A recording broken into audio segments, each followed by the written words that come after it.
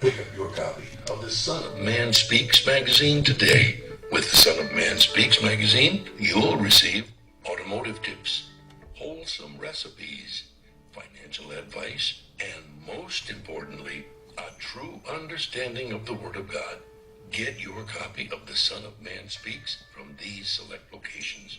Sisters, Braid 2, 18070 Mount Ellie, the Shell gas station, 13110 West 7 Mile Road. To get a subscription, call 601-786-9788. That's 601-786-9788. The Son of Man Speaks magazine, dedicated to becoming free indeed.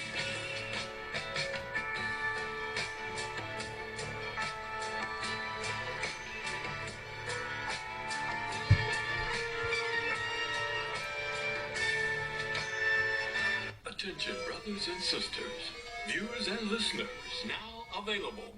Your Son of Man Speaks magazine digital subscription. Your digital subscription to the Son of Man Speaks magazine will also include our monthly e-newsletter, both delivered to your inbox. If you have any questions regarding the digital magazine subscription or digital newsletter, you may send an email to shabazprinting@thenewnationofislam.com. That's shabazprinting@thenewnationofislam.com. Or call 1-601-786-9788. That's 1-601-786-9788. You can also subscribe online. Visit www.thenewnationofislam.com and click on the magazine tab to register for your online subscription. We would like to invite you to help support the efforts of the Unity and Rebuilding Fund. Visit the website at www.unityandrebuildingfund.com. That's www.unityandrebuildingfund.com. We often hear how we need to work together to rebuild the city, and we're actually doing it. You can make online donations and click on links to track the progress of the Unity and Rebuilding Fund. And for more information, 313-868-0000 is a local number. Again, 313-868-0000. Support the Unity and Rebuilding Fund. To make your online tithes, offerings, donations, gifts to the Son of Man through Cash App, make your payment to $New Nation of Islam. That's $New Nation of Islam. Or call 601-786-7056. 601-786-7056.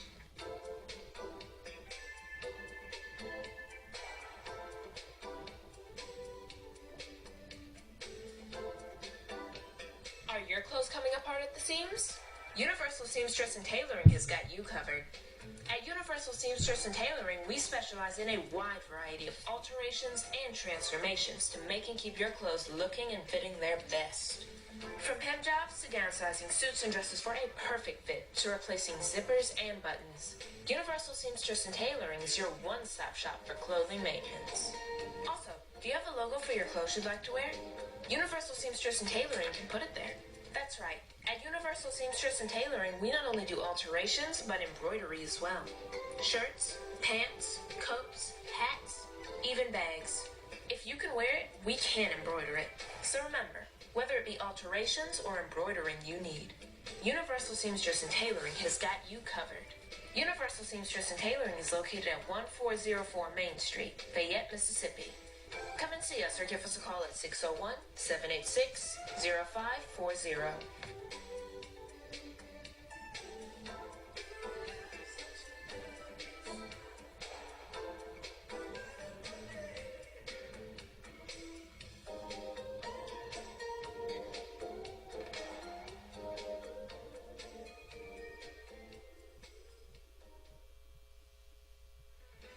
Year-round landscaping has been serving Metro Detroit for over 20 years, offering various landscaping, lawn care, property maintenance, and home renovation. Our professionalism has earned us an outstanding reputation, while our creativity, integrity, and dependability have kept our clients returning and referring us to others. At Year-Round Landscaping, we prioritize quality customer service. We treat every client as our only client before, during, and after providing our services.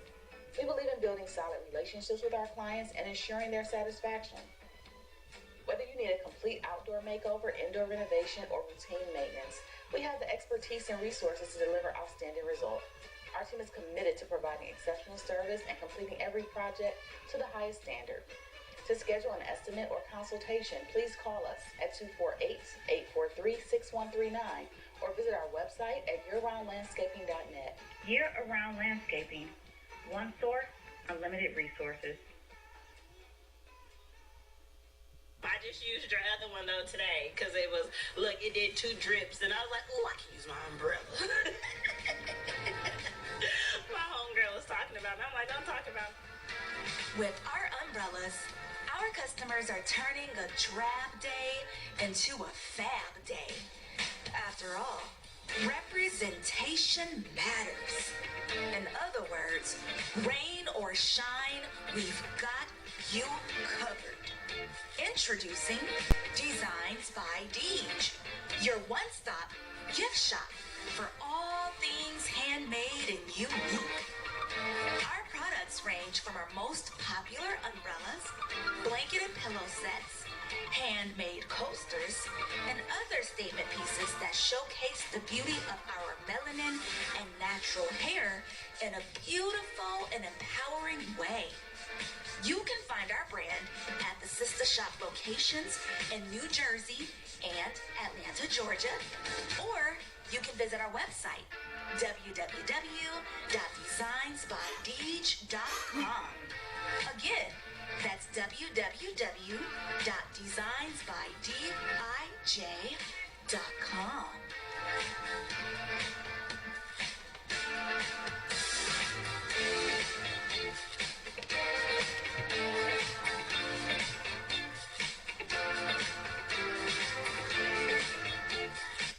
SOS Graphic Design provides agency quality professional graphic design services from established companies to startups and individuals, creating a simple logo to complete rebranding and delivering visual communication with print media.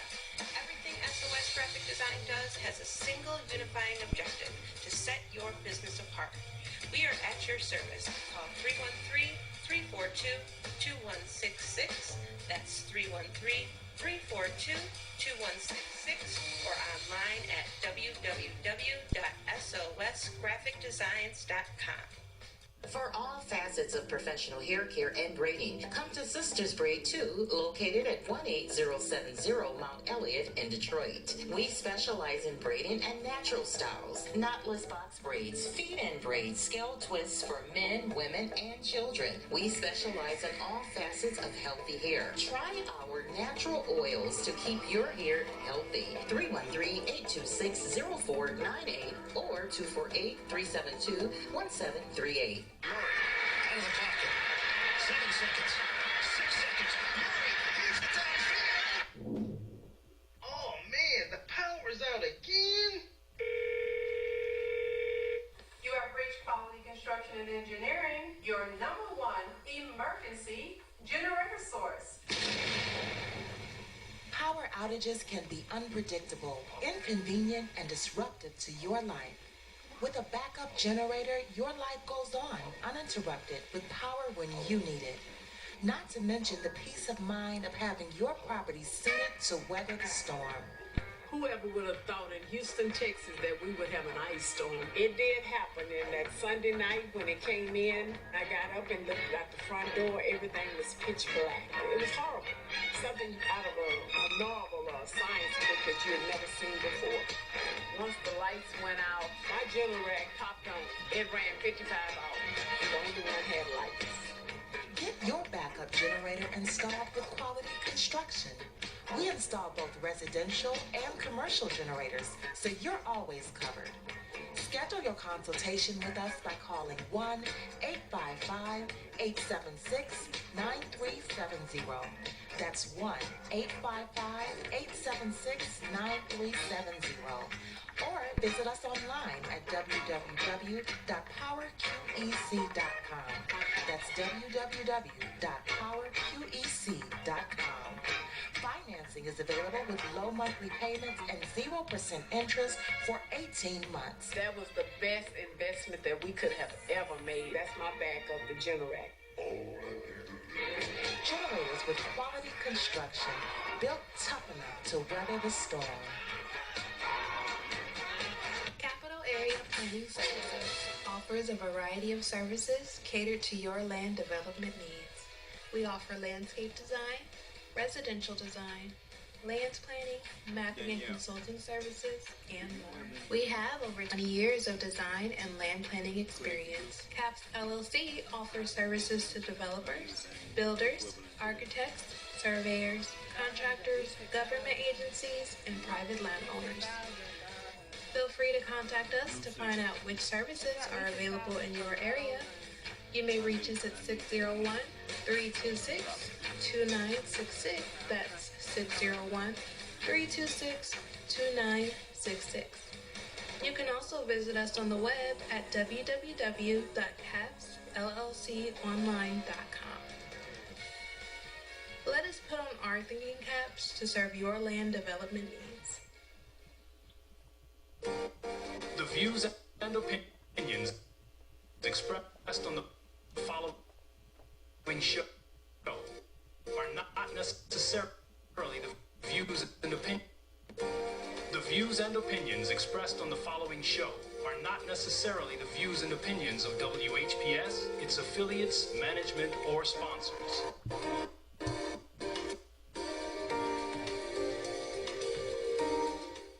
Brothers and sisters, are you tired of reading the Holy Scripture and not really understanding what you read? And if you're reasonably sure, have you ever tested that what you feel you know with someone that has a different view than your own? Then let's talk with one another. Then let's reason with one another on a Scriptural Discussion with the Son of Man every Wednesday at 9 p.m., Friday at 9 p.m., and Sunday at 12 noon. On WHPR TV Detroit Live, 88.1 FM WHPR, and Comcast Cable. Why don't you call and discuss the Holy Bible, and if you have one, the Holy Quran, and come to an agreement about the Holy Scriptures and their true meaning? You can call in live on the air at area code 313-868-4336, 313-868-0342, or 313-868-0351. That's 313-868-4336, 313-868-0342, or 313-868-0351. And now, let's go live with a Scriptural Discussion with the Son of Man.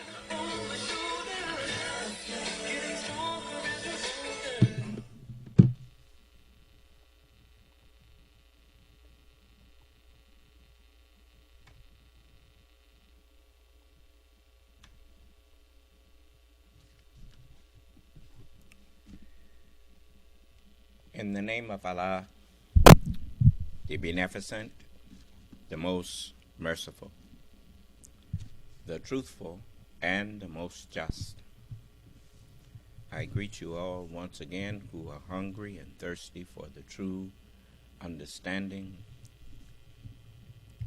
and meaning of the Word of God and for the truth in general. I greet all of you with the greeting words of peace. May Allah's salam alaikum. We want to give those who would like to discuss their disagreements or their questions with us, we want to give you the opportunity to do so. Yes. Yes, sir. The first one is Raymond Jefferson, and he left this on yesterday's meeting a couple of hours ago. And he says, go back to sleep with that un-Quranic message. We got the Quran. He said, go back to sleep. If that person really had the Holy Quran, he would not want me to go to sleep. He would want me to wake up. Did you invite him to come in and speak to me? Yes, sir. Did he refuse? He didn't respond. Give him one more chance. Yes, sir. Because that was insulting, and I'm going to cast him in hell. Now, give him was there someone else in the meantime? The other person is someone with the screen name Woggy, W-O-G-G-Y, and they left a comment just now saying, no. Yeah, you did right by saying no. If you had some insult that you wanted to throw at me, 'cause I told y'all I'm through taking insults. You know, when a man stands up and speaks to you, or woman, if they stand up and speak to you and invite you to discuss whatever it is that you have a problem with that they are saying, that does not call for an insult. It calls for a discussion. Do you understand? You see, it's just like in court.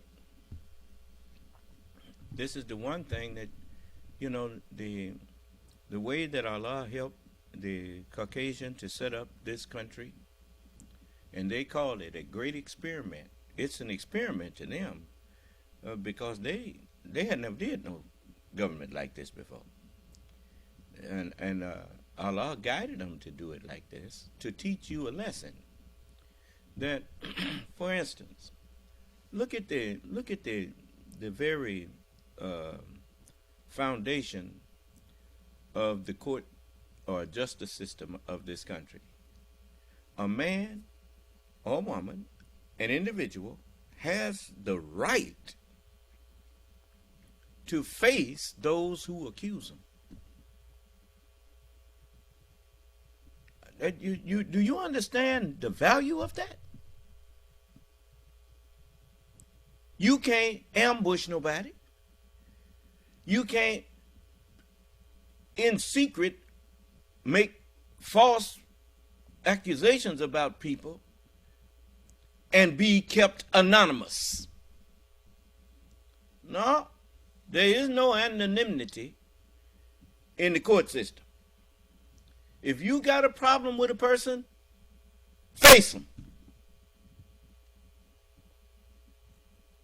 And if you don't have the courage to face people that you have a problem with, then 9 times out of 10, you are not the possessor of truth, because the truth is bold. The truth is ever forward, because the truth is like light. Light does not retreat. It travels at a rate of 186,000 miles per second. Ain't no retreat in that. Forward ever, backwards never. You notice, when you have to face people with your accusation, it's hard to look at somebody and lie on them. Well, you know they know you lying on them. How do they? It's hard to do. That's a hard thing to do.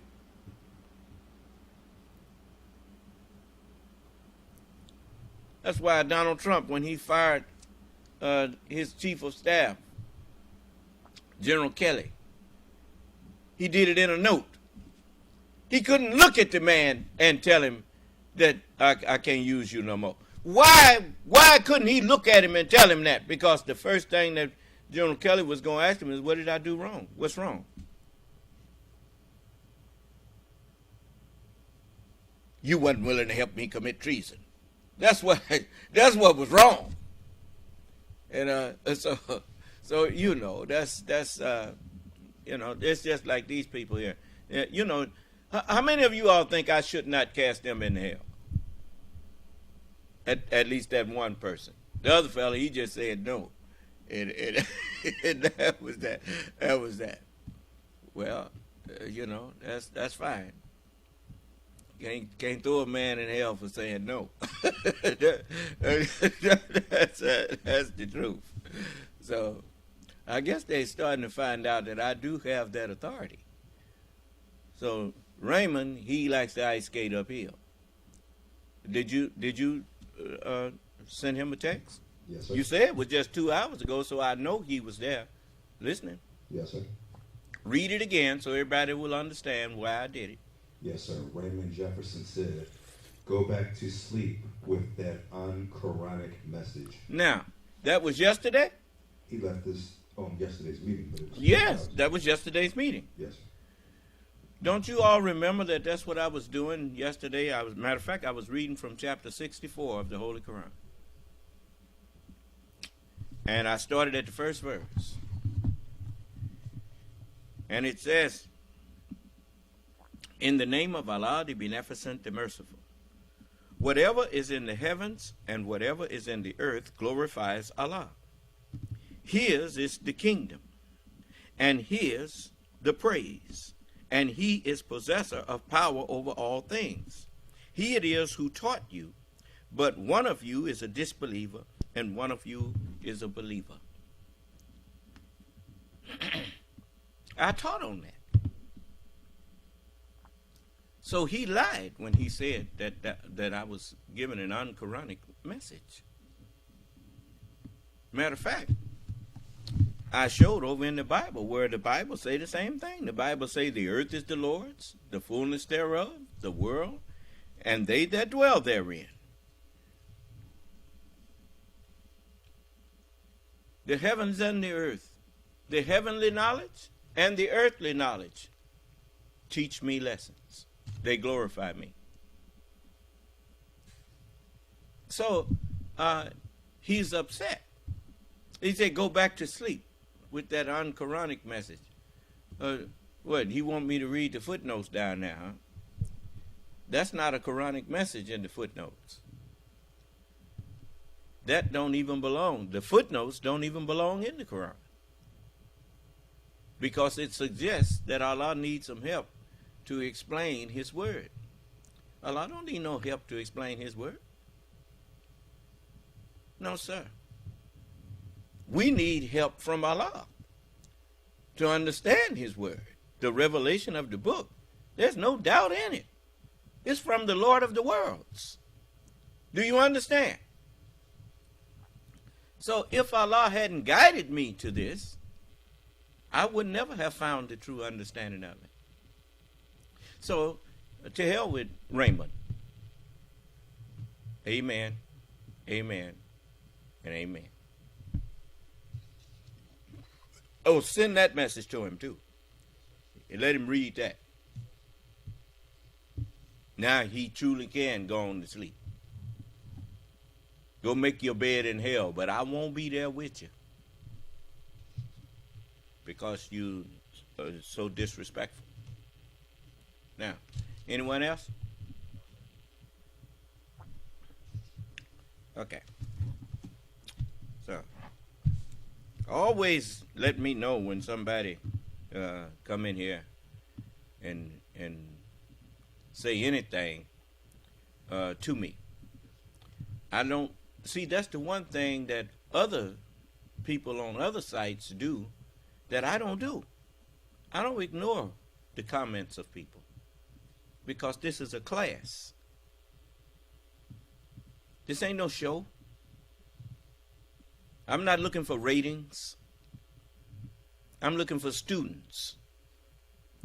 That's why I told you what the term Taliban means. Taliban means student. And that's what the meaning of the word is. The Taliban, the student. Do you understand? See? They are with the name that they call themselves, they are the closest to the right name. Because if the Orthodox Muslim world has been expecting the coming of the Mahdi, one who is rightly guided and is capable of guiding others, then when the Mahdi comes, you need to become his student. Do you understand? And so now they are like the brother over in the UK. He accepts me, and he's my student, and he is a Taliban. He is one of the Taliban. I'm not talking about people who are going out there trying to murder people. That's not a student of Islam. Islam is not a religion of murder and bloodshed. Islam is the religion of peace. And we don't render evil for evil. That is, when you do what was done to you in the way of evil, when you do it back to someone, that's not a response. That's a revenge. You see? And sometimes, you know, you've seen this in movies even, where, did you see let's see, what's his name? John Travolta. And he was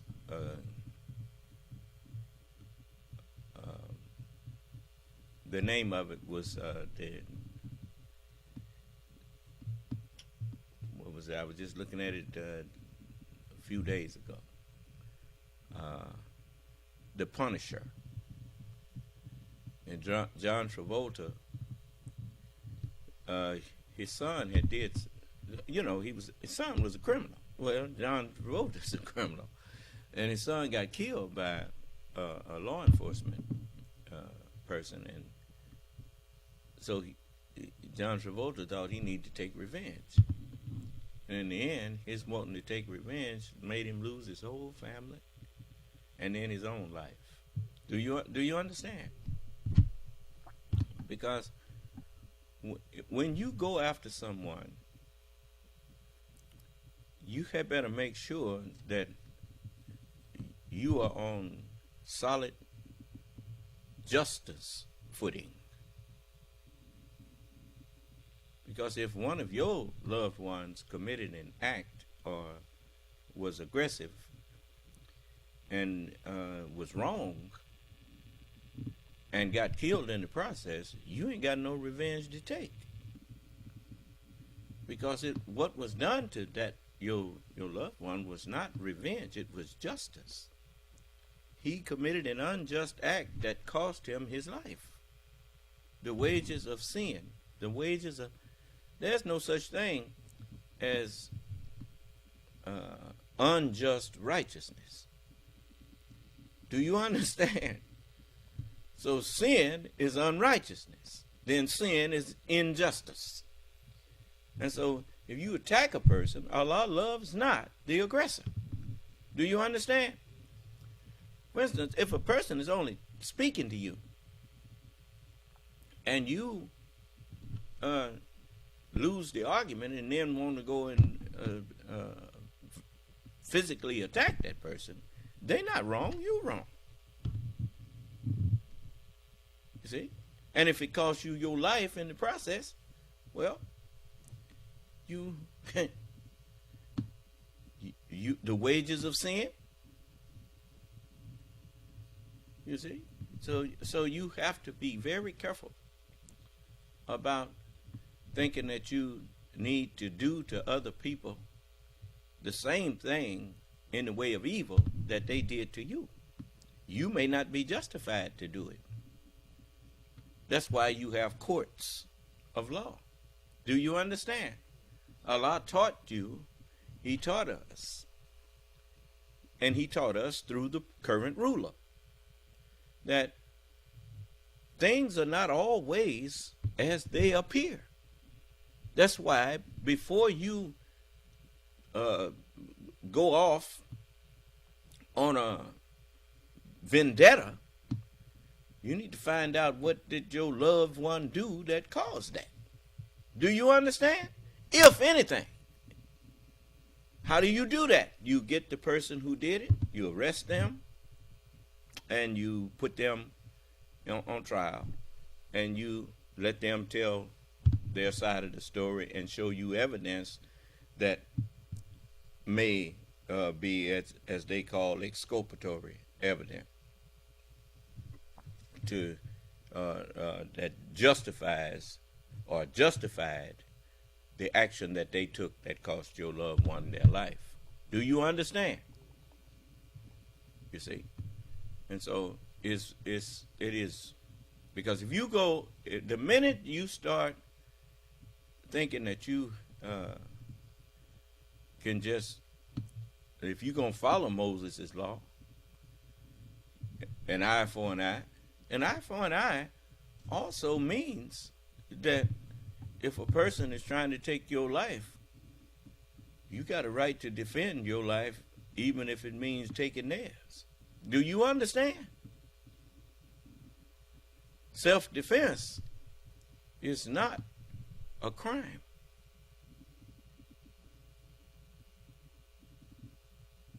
So I say to all of you, the problem with most of these people, like Raymond there, Raymond was jealous of me. That's Raymond's problem. That's most of the people's problem that come in here and upset with me. They wish that they could do what I do. And then they will tell other people about me, and somebody will tell them, well, why don't you go tell him off? Or something like that. And, I'll show you. I ain't scared of him. Well, you should have took Isaiah's advice. Isaiah told you to let me be your fear and let me be your dread.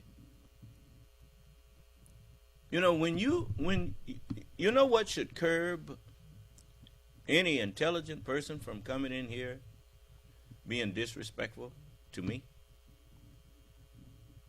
If you were intelligent, you would know that the precursor to an insult to a man like me is that you must first prove or show that something that man says is fallible, is wrong,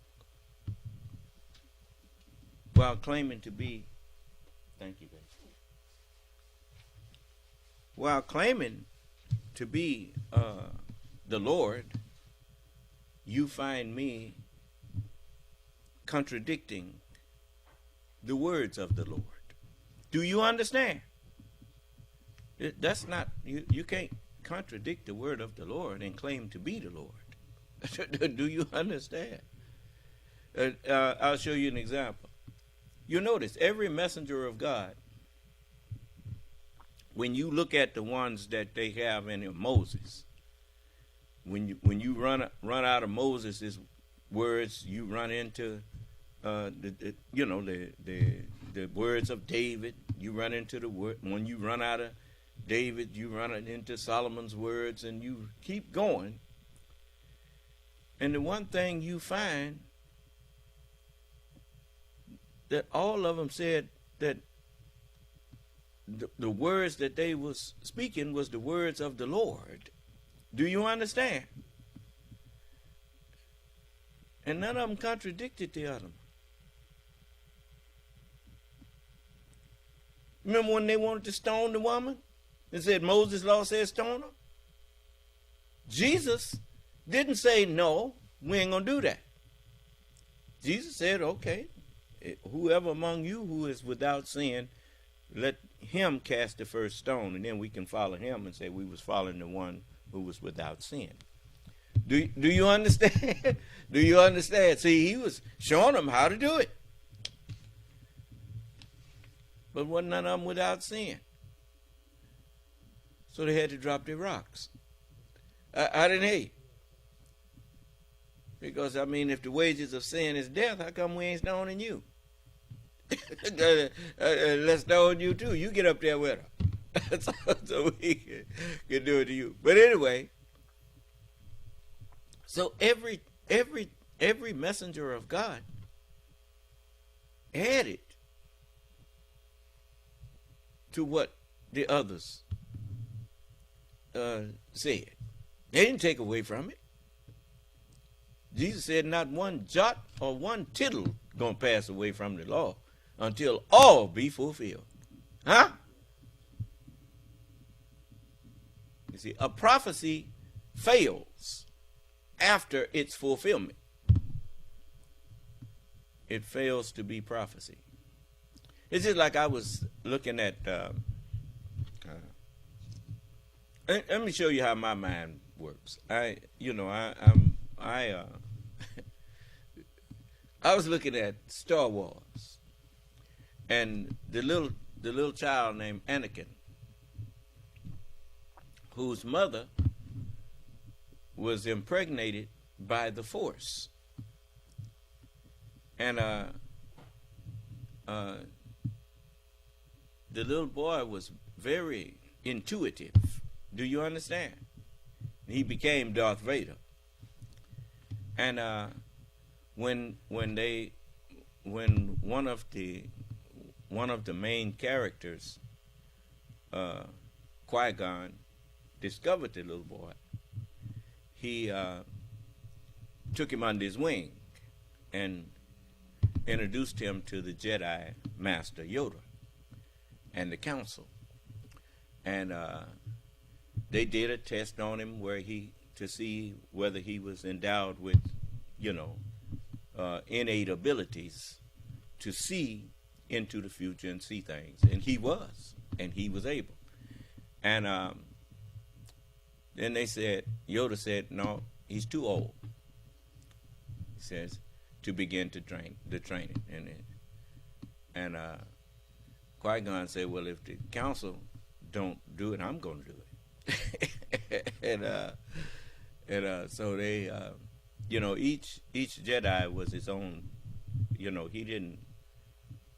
they were all equals. Kind of remind you of when Mr. Shabazz told the other 11 that he was going to make a man and a people. He said he could make a people that nothing could defeat. And from that people, we could produce one who would bring an end to the Council of 12, and we'd have only one God. And they said, well, you go make your man, but don't make him here. And so they agreed to let him train Anakin. And Obi-Wan told Qui-Gon, can't you feel that the boy is dangerous? And so when Anakin grew up, these things interest me. I mean, because it is truth in a fictional story. Most people don't know that. You see, the Force is the truth. It's Islam. And but anyway, some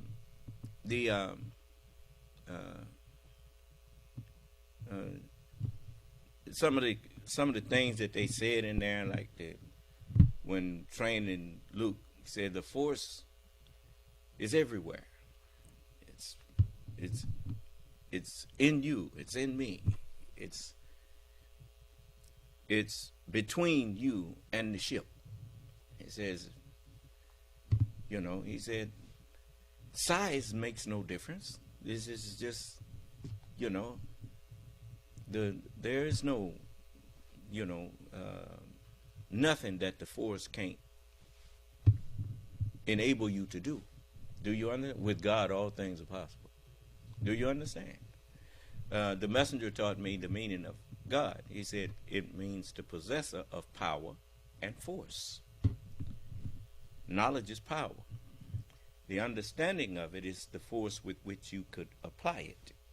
Do you understand? And so, the word is with God. And so anyway, back to Anakin. The emperor was sitting down with Anakin when he was a young man and was converting him to the dark side, to evil. And and he told Anakin indirectly, something that most people missed. He said, he was saying this master that he had became so powerful with the Force that he could even create life with it. And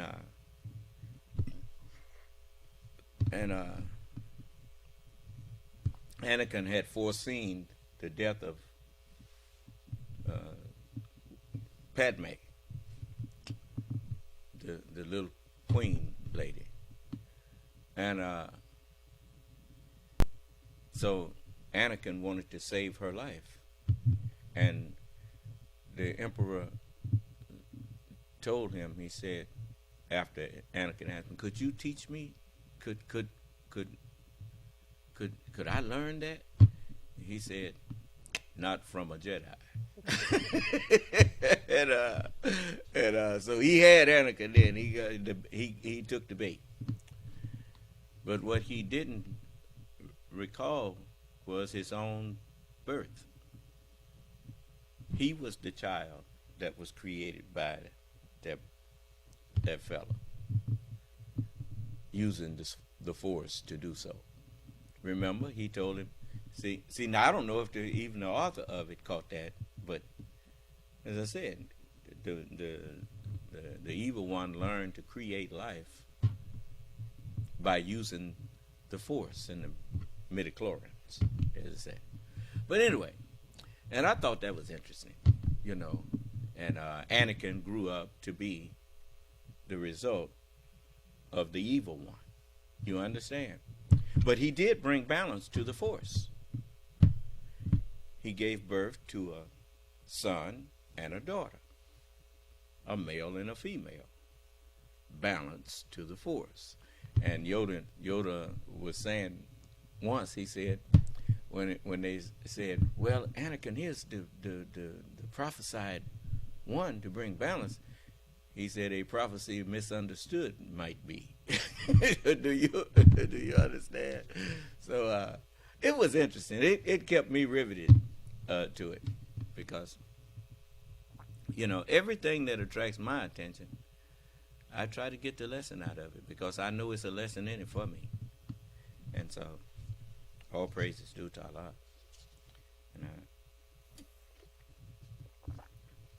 And in this case, I'll show you an example. Look at Donald Trump. He is the result of what he was fed all his life. And there is no getting around that. We are all the results of what we were fed all of our lives. And because I understand that empowers me to change you. But you have to let me change you by getting in class and resisting your devils. Your devils are your evil thoughts. You see. So the nature of man and woman's deeds have nothing to do with your parentage. Your biological makeup has nothing to do with who you really are. Your mental makeup is what determines your nature. The nature of your deeds, whether they are good or bad. Your thought process is what creates that. Do you understand? So we wrestle not against flesh and blood. See, they taught me that, but it was up to me to know how to use it, you see. And so a man come in here and throw insults at me. He don't even see the devil. The devil himself, white people, they done stopped throwing their insults at me. it may be a few left out there that don't know me. And I'm pretty sure the FBI and some of them done told me, hey, you don't want to go there. Leave that man alone. So, but if he don't leave me alone, he will wish he had.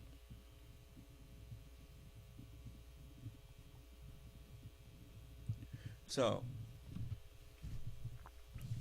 as I was teaching and giving you the Islamic and the Quranic message, then a man comes in and tells me to go back to sleep with that un-Quranic message. Well, that is not only disrespectful to me, it's disrespectful to the Quran.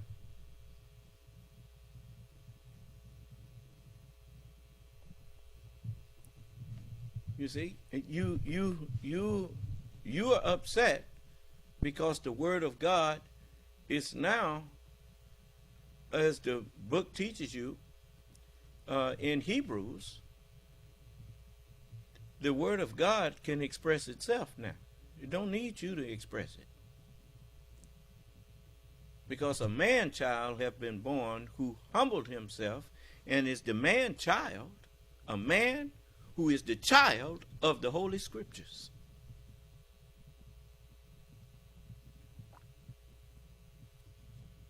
And then you come in here talking crazy? Being disrespectful?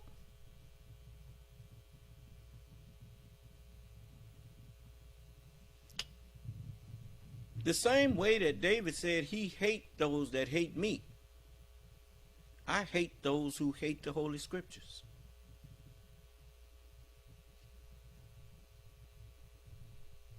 You ever seen a child that loved people who hated his parents?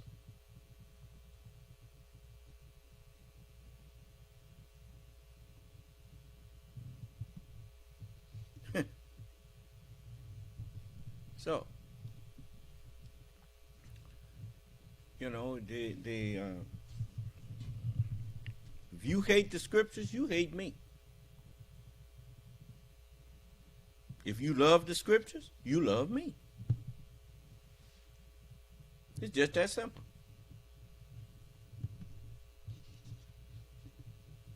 Anybody saying anything? Now, what you know what they're going to do now?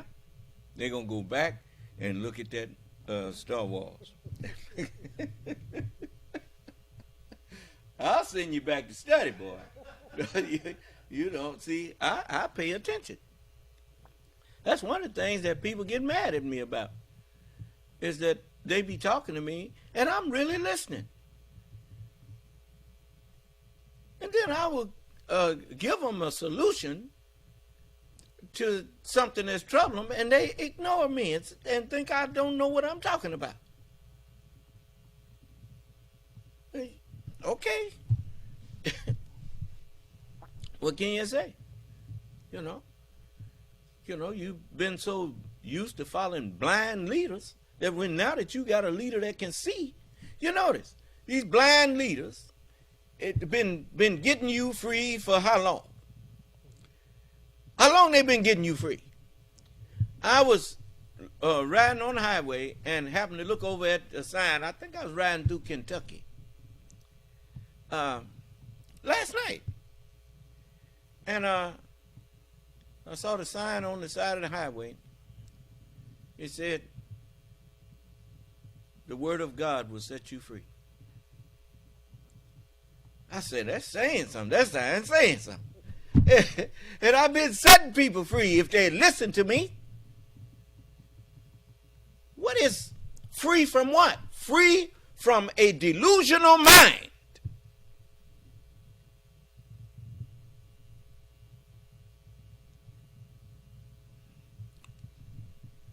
He that sinneth is the servant of a sinful mind.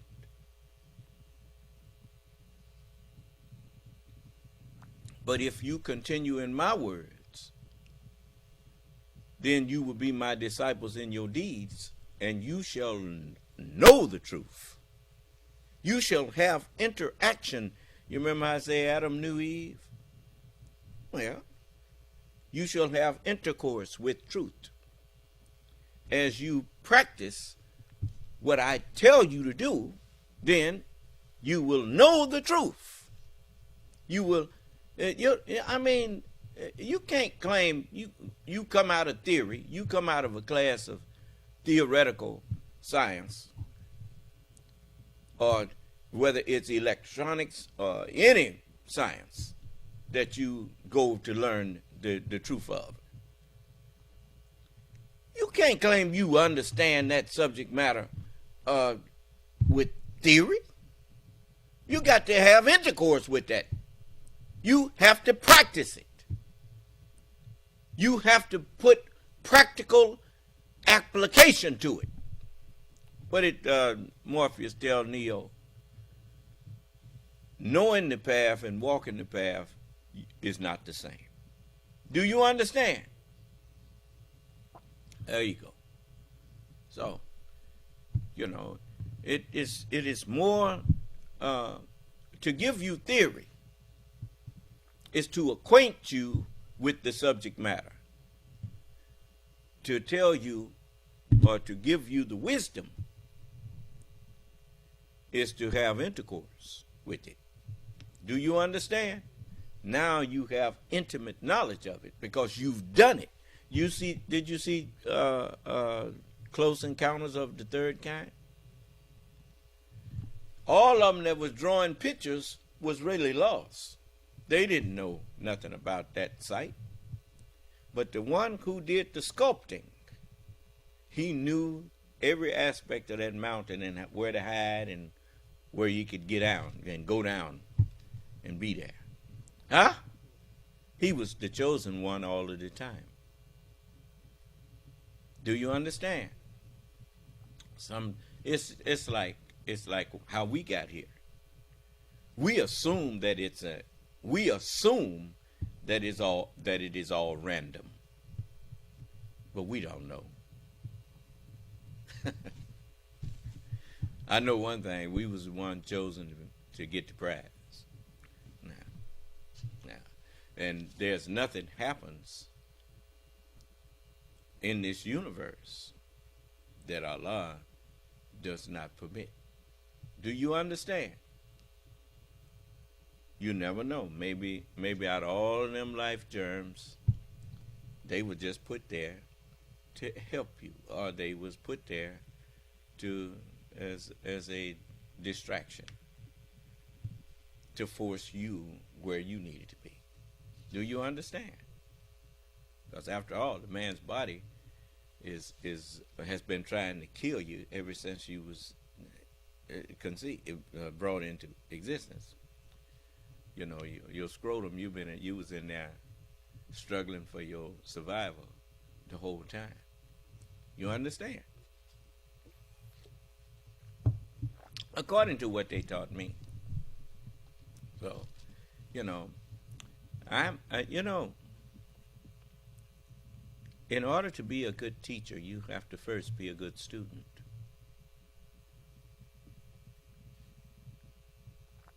A good student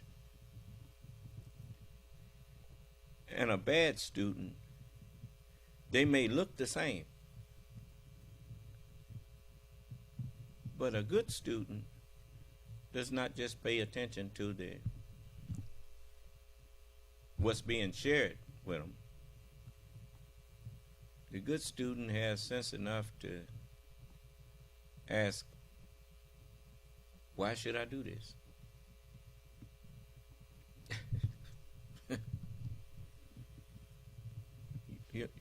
When people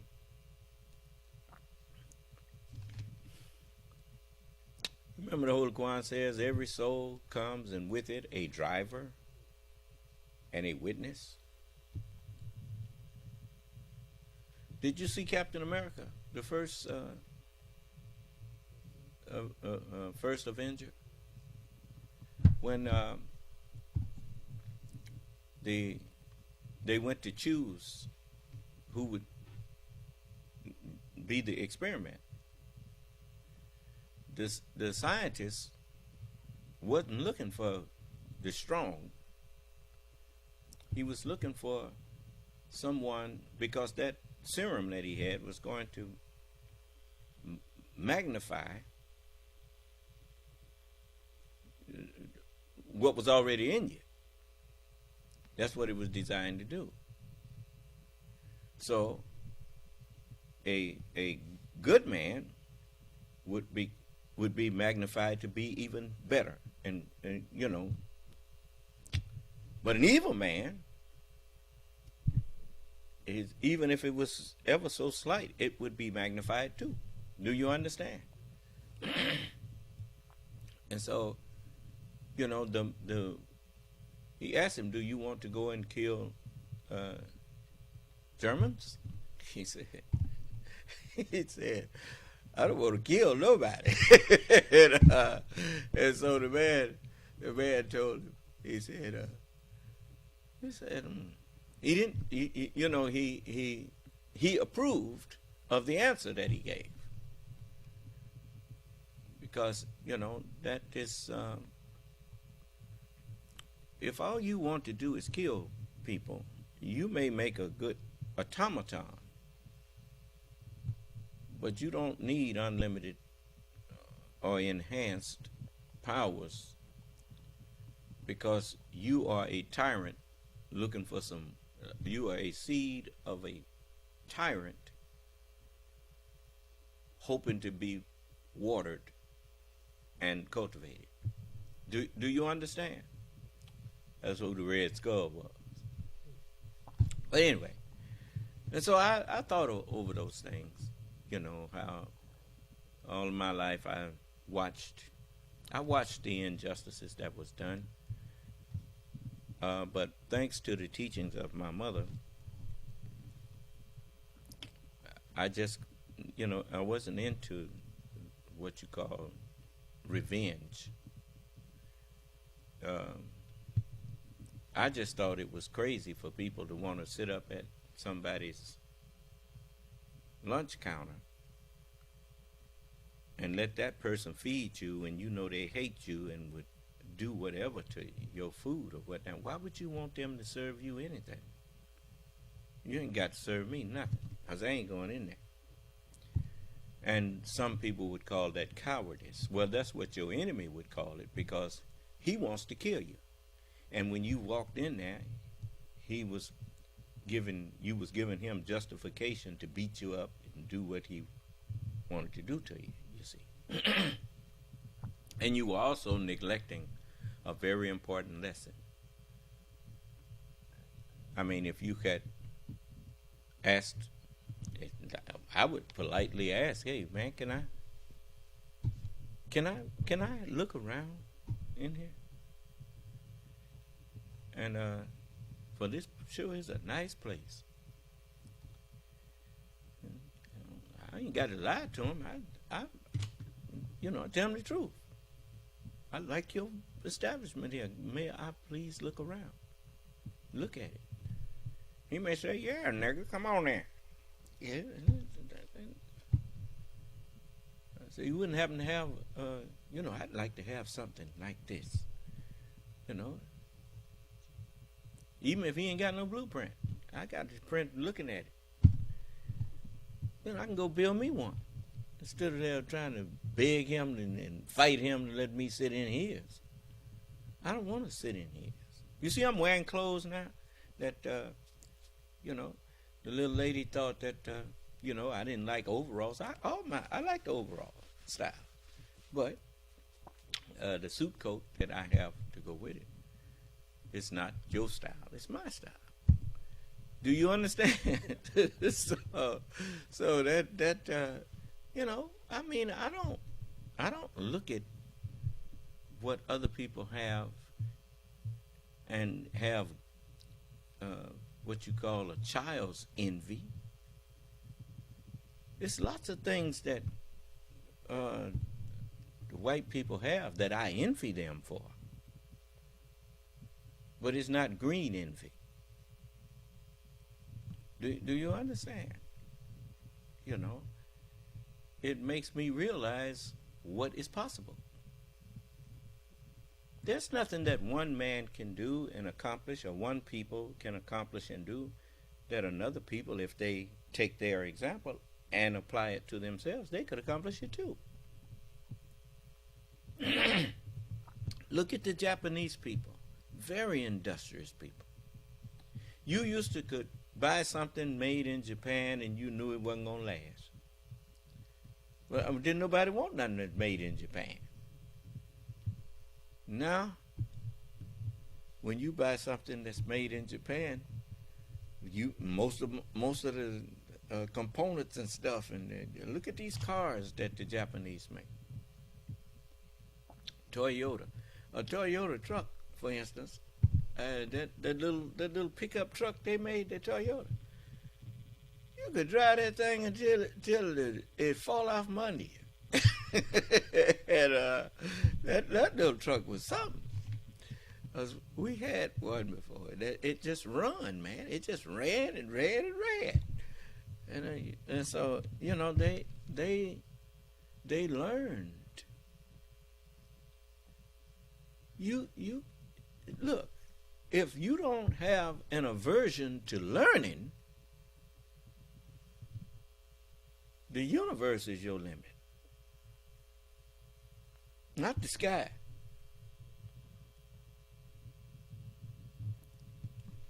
Most people didn't understand what was meant by the sky is the limit.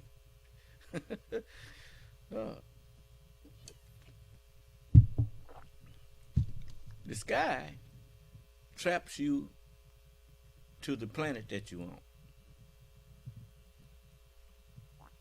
But it's a part of a greater community. This planet is part of a greater community of planets. Do you understand? And when you don't have an aversion, when you don't refuse to learn, then the universe becomes your oyster. Filled with pearls. You notice, an oyster, what makes a pearl is that when something gets inside of the shell of that clam or whatnot and irritates the clam, then the clam begins to secrete what they call nacre over that thing. And as that secretion forms around that thing, it hardens.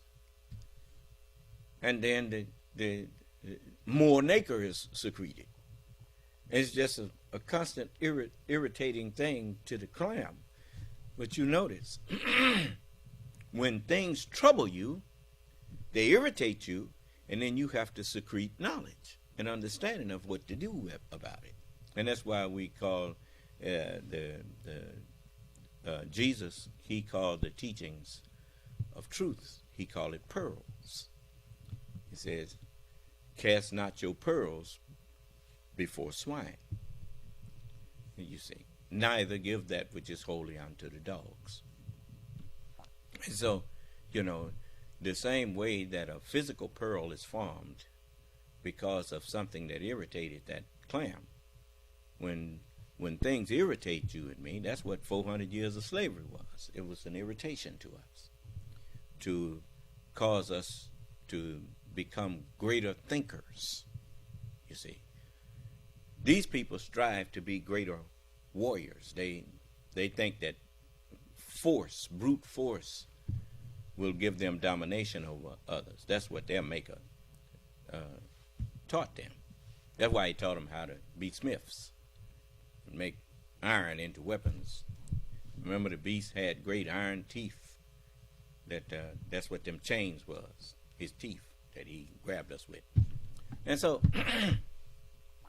but the real power is the unseen, you see, and the thought.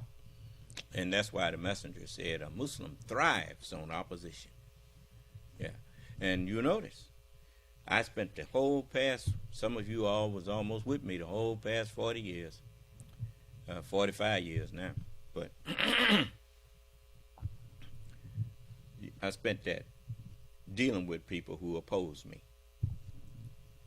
And now The only one standing up talking is me. Because every argument that people came with, I was willing to confront. Instead of attacking them, I listened to their argument. You see? You can't claim you believe in freedom, justice, and equality and then deny other people the freedom that you want to be afforded or accorded yourself.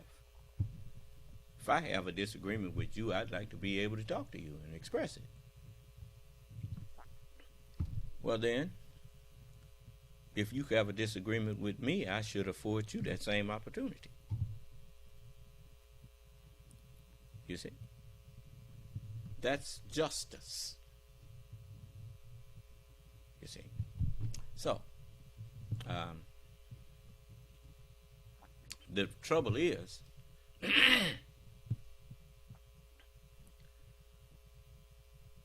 many people think that there's no limit to the back and forth. You go to court, there is a limit to your back and forth, and the judge is the one that sets the limit. That's why you want the judge to be impartial. And once the judge, if you know that the judge is impartial, then sometimes people want to be redundant. They want to keep bringing evidence that has already been adjudicated and that kind of thing. And the judge say, "That's no. Do you have anything new you want to ask, or any thing more relevant you want? That's not relevant to this." And if you don't have any, it's like me. The first thing I want to know is, where's your scripture that you basing your disagreement with me on? Right? That's what I want to know. See, that's something that we can discuss that's real and not a delusion or whatnot. The scriptures are not delusional. They are real. Do you understand? The thoughts that you have about them, some of those thoughts are delusional. But the scriptures themselves are not delusional. So I keep the discussion on topic. You see, and that's something that annoys them too, because it's already written in the Holy Quran, like that fellow who told me to go back to sleep. Any man that has the truth would not want you to be asleep to the knowledge of that, unless that man is a devil. Do you understand? And you saw that was a devil that came in there. It had it has nothing to do with what color he is. It has to do with what the knowledge in him has colored him. Do you understand? You notice, man, we come here like a coloring book. Blank, no color in it. We come here blank, no knowledge and understanding, no language, no nothing. That's got to be colored by our parents and by the society that we live in. Do you understand? And so, these people that hear me and actually don't, they in the class, but they not paying attention to nothing I'm teaching. And the wisdom that I share with you, the knowledge that I share with you, requires you to think. And when you don't think, you fulfill, like that boy, he forgot. Jesus said, our friend Lazarus sleepeth. Come, let us go and awake him. He didn't say, let's go leave him sleep.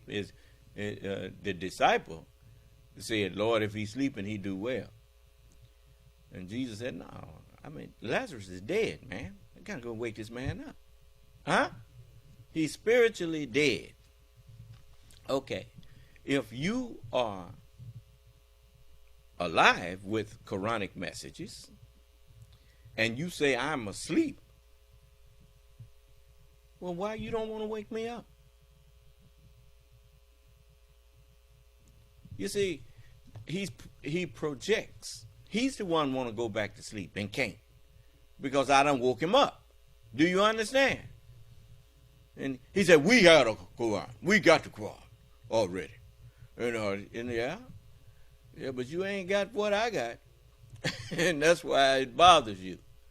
Now you can't sleep well because the alarm done went off. You know what happens when the alarm go off? People try to hit the pause button and all that kind of stuff and want that alarm to shut up so they can go back to sleep. See, he was projecting. That's what people who follow Donald Trump do. They project their evil onto you. Do you understand?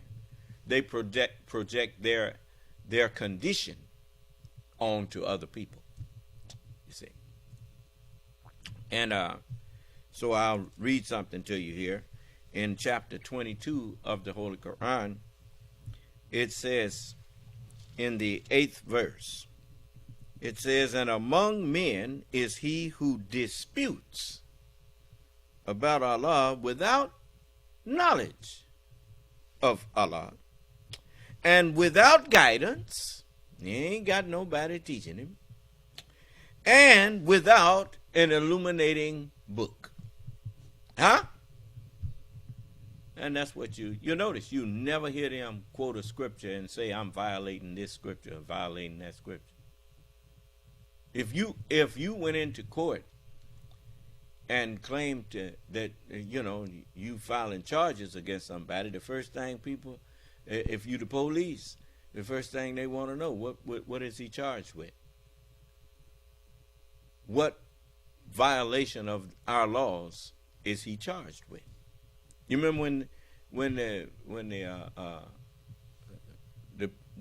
Jews took Jesus to Pilate, and he said, "What has the man done?" And he said, "Well, we wouldn't have brought him to you if he hadn't done that." Well, that's what Donald Trump did with this lie about a fraudulent election. When he went in court, it's just like let me let you hear some of it. This is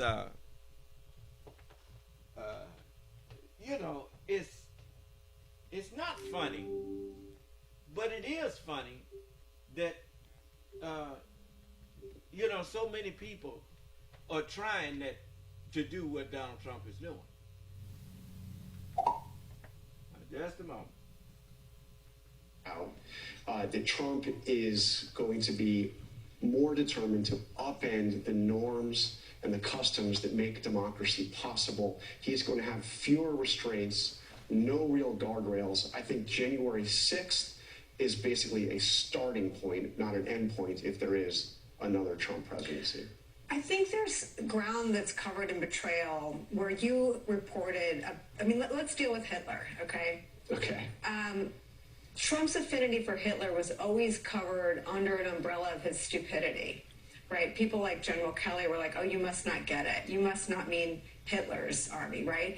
He would talk about the brilliance of Hitler's generals. Correct. General Kelly, yes. Correct. And you've got some reporting about Merkel. I want you to explain that. I'm going to read that. But tell me how Trump sees Hitler. Well, Trump clearly has this infatuation with strong leaders. He thinks that's good. They must be brilliant. They must be smart. This is why he actually was praising Hezbollah recently for being smart. But he talks about really smart is what he said about Hezbollah. His praise for Kim Jong-un, for Putin, for Victor. Have you ever thought about what they mean when they say strong man?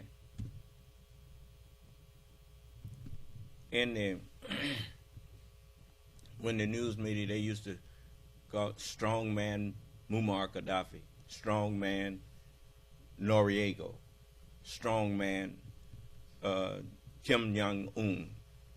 And these, you don't hardly hear them say it about Putin, but that's what he is, a strong man. Why do you suppose they use that terminology for dictators?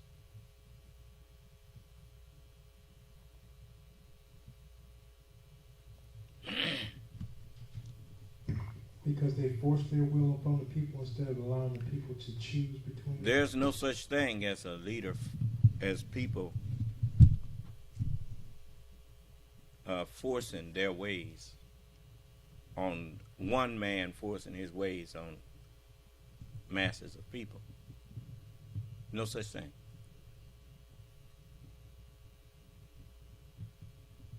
The people gave them that power willingly. Stupidly, but they gave it to them. And let me see here. You know, I like to show you things that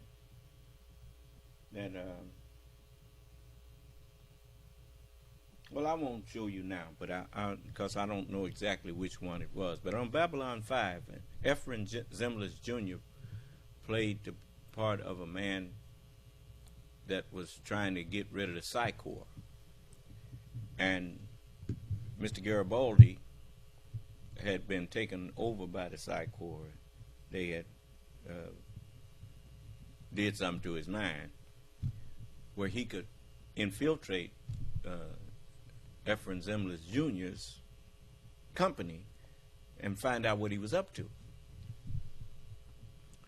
And he was planning on infecting all of the Psi Corps with a disease that only he had the cure for. Do you understand?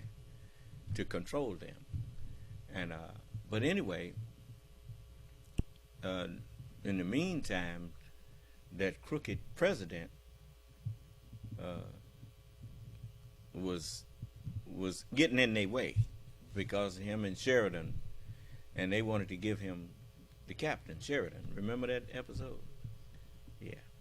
Well, Garibaldi was the one that was the key to getting Sheridan.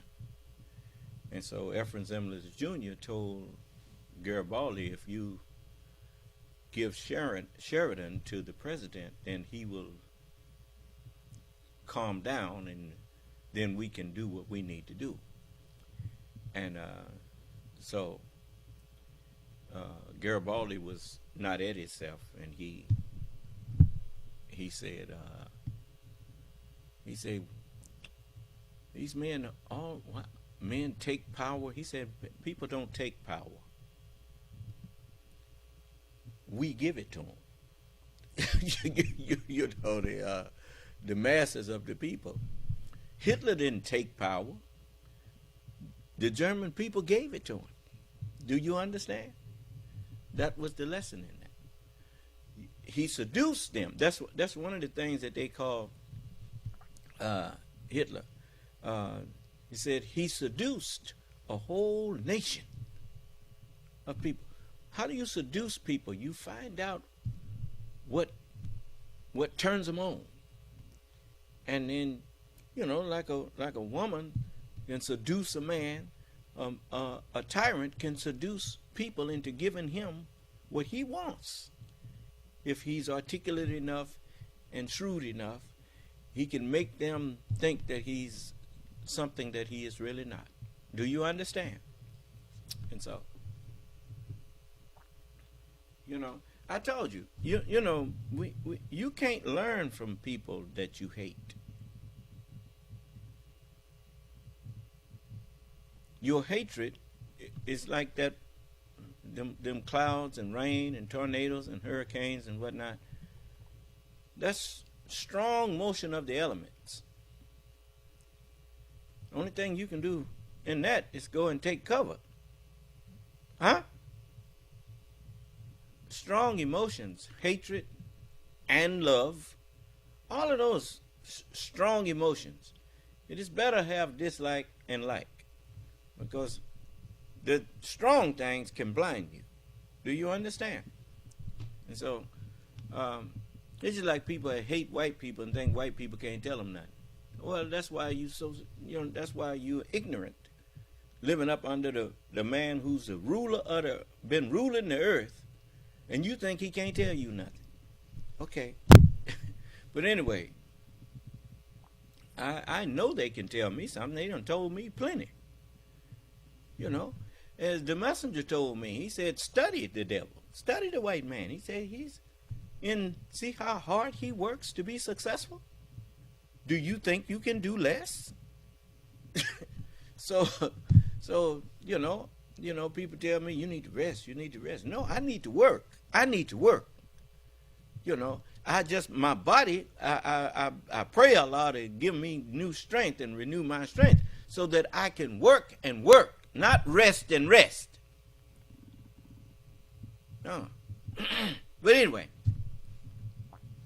so in that Babylon 5 series, the man, he said,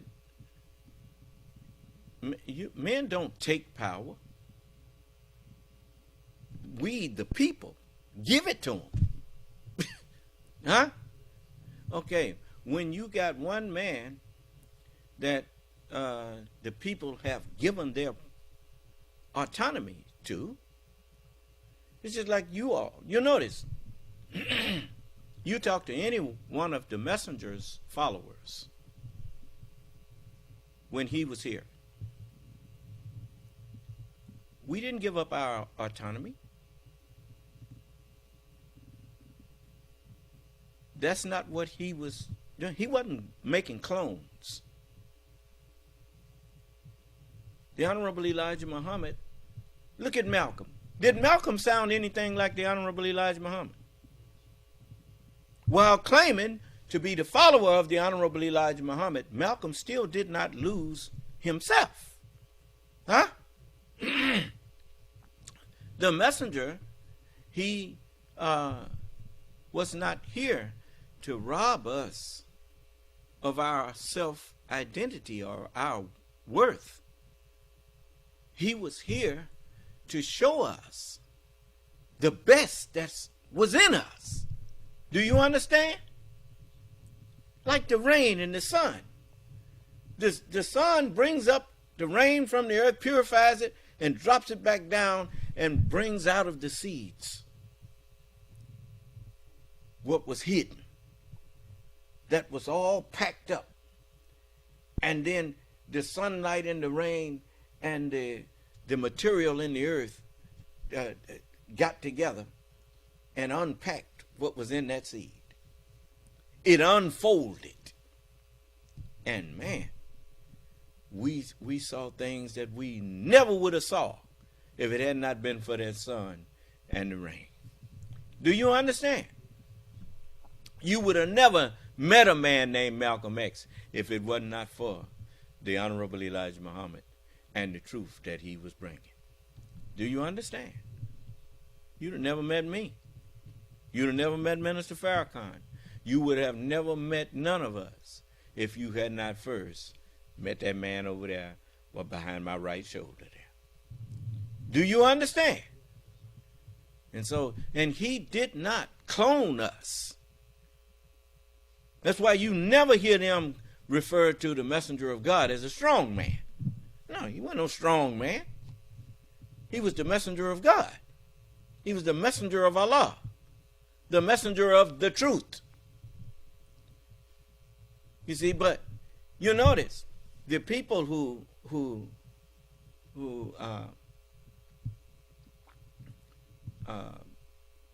allow themselves to become the clones of another man, then that man is cloning himself into a strong man.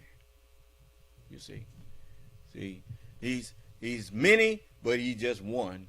You dealing with the same a bunch of dummies, like a gang or whatnot. You know, the gang, everybody just they are clones of the leader. Do you understand? Yeah. So they are not thinkers. They are just crowd followers. Do you understand? So, anybody disagree with me?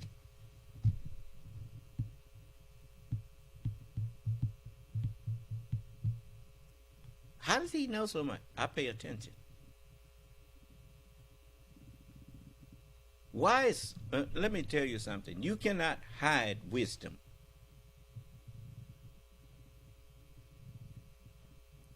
A man does not get to rule by hiding his wisdom.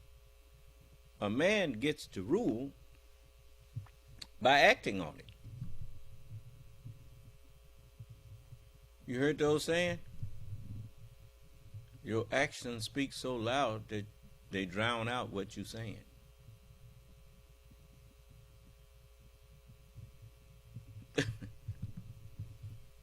You know, they got songs there.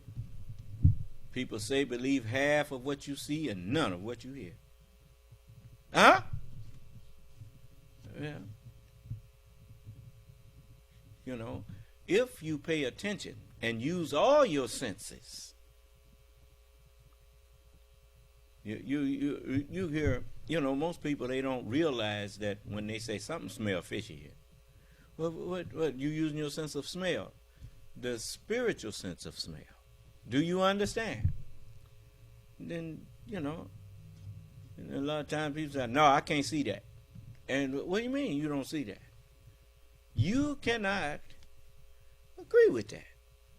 Huh? You see?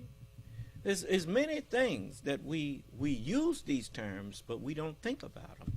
I want you to start thinking when you speak. That's what I was admiring about President Biden. While he was in that press conference about how he's dealing with this constant warfare that's been taking place long between Israel and the Palestinians and the different little gangs and stuff that rose up, to declaring that they want to annihilate Israel and all this kind of stuff. And then Israel come back and say he wants to annihilate Hamas. I mean, how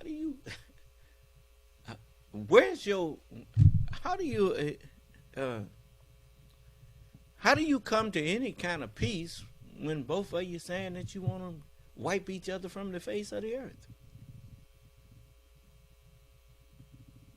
That kind of talk is unproductive. It's unrealistic too. You know how long people have been trying to get rid of cockroaches and just a regular house roach? How long that's been going on? The warfare between the roaches and humanity. How long people been trying to? I mean, you got all these pest control people, termites and all that. Wouldn't it be nice if there wasn't no termites? And how many ways have you tried in annihilating the termites? You can't. Look, you're not going to get rid of that which Allah brought into being. Only He gonna get, if He wants to get rid of it, He will get rid of it. But you won't. Do you understand? The key is just like with COVID. Even the scientists say we just gonna have to learn to live with it. What do you mean learn to live with it? Well, you got vaccine. Once your body and your immune system recognizes COVID, then COVID can be put into a state inside of you that when other COVID comes in, COVID can meet them. So you got to be like me. Do you understand? Don't come in here raising hell. So the immune system learns to live with COVID. Do you understand? And that's basically, I mean, God is not the God of some living. God is the God of all living things. when you understand that, then you ought to know you can't get rid of none of the things that God is the God of. Huh? All right.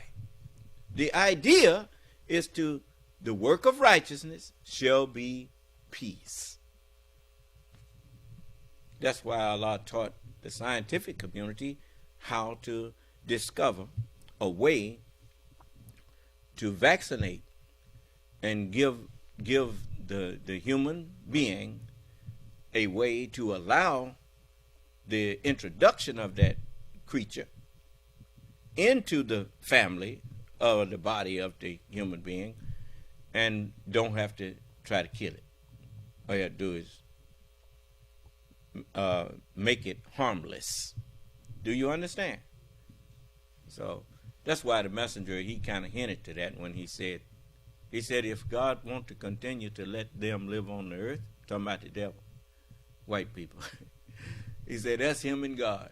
You just get that part that he give you and don't be worried over it. You see? So I'm on firm ground in what I stand, where I have taken my position. I'm not here to kill nobody. I'm here to kill a mind that is destructive to everybody. And by killing it, I'm giving it a rebirth. Do you understand?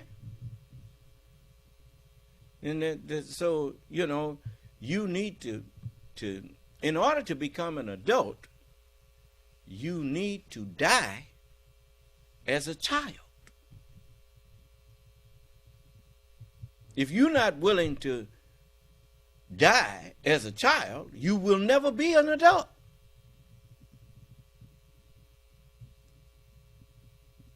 So die not unless you are Muslim. Why? Because if Allah says die, then I do like Paul. I die daily, if that's what Allah wants me to do. To die is when matter dies, it's changing forms. That's what death is. It's a change of form. You see? Because you can neither destroy nor can you create matter. So, talking about matter died as if it went away. No, it don't go away. It changes forms. Do you understand? All right. All praises due to Allah. So now let's get back here, and I want to show you what Donald Trump. Nobody asked me no questions. Okay. Orban of Hungary. You know, I will get to the Hitler, this amazing interaction that he had with, or that he recounted that he had with Angela Merkel. I mean, he wants to be seen as a big, strong leader. He wants to emulate these people. I'm not saying that Donald Trump is a Nazi. I'm not. But there is this infatuation that he has, and he echoed. You know, the problem with these people, that when they try to tell you something, the messenger said, don't ever tell the truth and then nullify it by trying to suit the listener. If he admires Hitler, then he wants to be like Hitler. That's just that simple. I admire Jesus. I admire Moses. I admire all of the messengers of God. Yes, I want to be like them.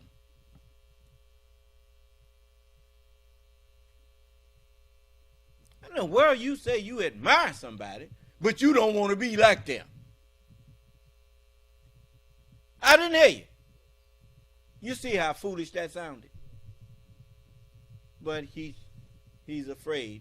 You know, that's the one thing I always found that I disliked about smart people. Most of them were cowards.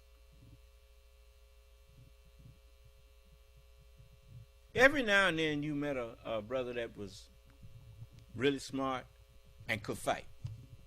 Do you understand? But most of the smart ones, you could walk up and slap them around and do all kinds of things to them. And they grew up with that resentment in them. They never told nobody. But that's why you got a lot of these crooked Supreme Court justices and judges sitting up on the bench and all that. They was bullied when they was children. And they took that right into adulthood. It's just like me. I wasn't no dummy. I was a straight A student in elementary school. When I got to junior high school, I started making B's and C's and D's. And you know, I just lost interest. You know, because frankly, my parents wasn't interested in too much in my report card no more, and so I wasn't under no pressure. And so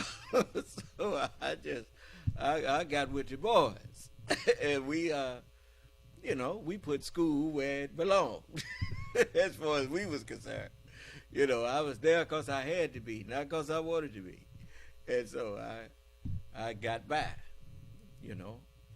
And so, you know, it wasn't like our children. Our children love their school. They are teachers, and you know, that's because ain't no bullies in our school.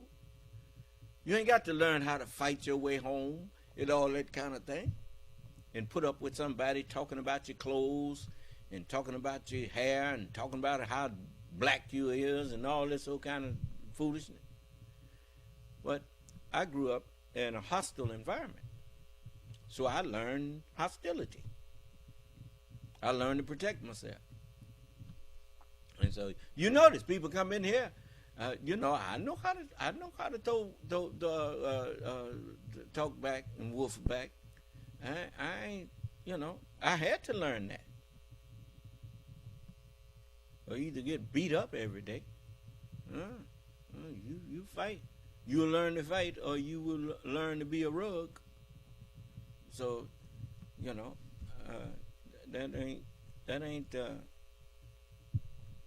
that was your option when I was growing up. So it's just like when I came into the nation and saw some of the brothers that was, you know, tripping when we was in school, and I saw them change. They saying yes sir and no sir. These brothers that used to be going upside somebody's head and everything. I said, boy, this is something here. And they hadn't forgot how to fight. They just learned not to be fighting their own people. And I like that. And so, you know, you don't see no Muslim run around terrorizing nobody. But you don't see no Muslim that's a coward either. So anyway, he's sitting up there. He wrote a book. You ain't got to try to protect. Look, when you telling the truth, if you let the truth out, the truth will protect you. You ain't protecting the truth, and you ain't protecting yourself when you don't have faith in the truth.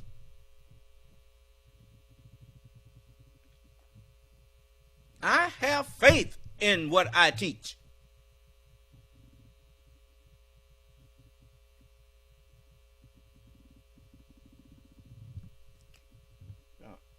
Anyway, if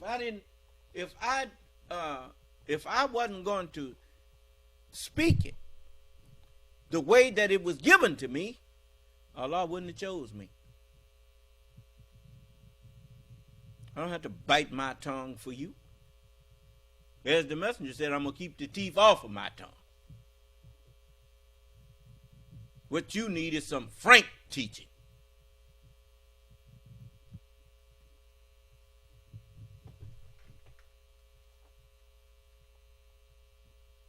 His language. I mean, that's when you were talking, you know, when he talks about rooting out the vermin. Even the phrase, the enemy of the people, which he used to describe the press, is something that is drawn from Nazi Germany. It's also drawn from Stalin. This is a dictator's phrase, and it's...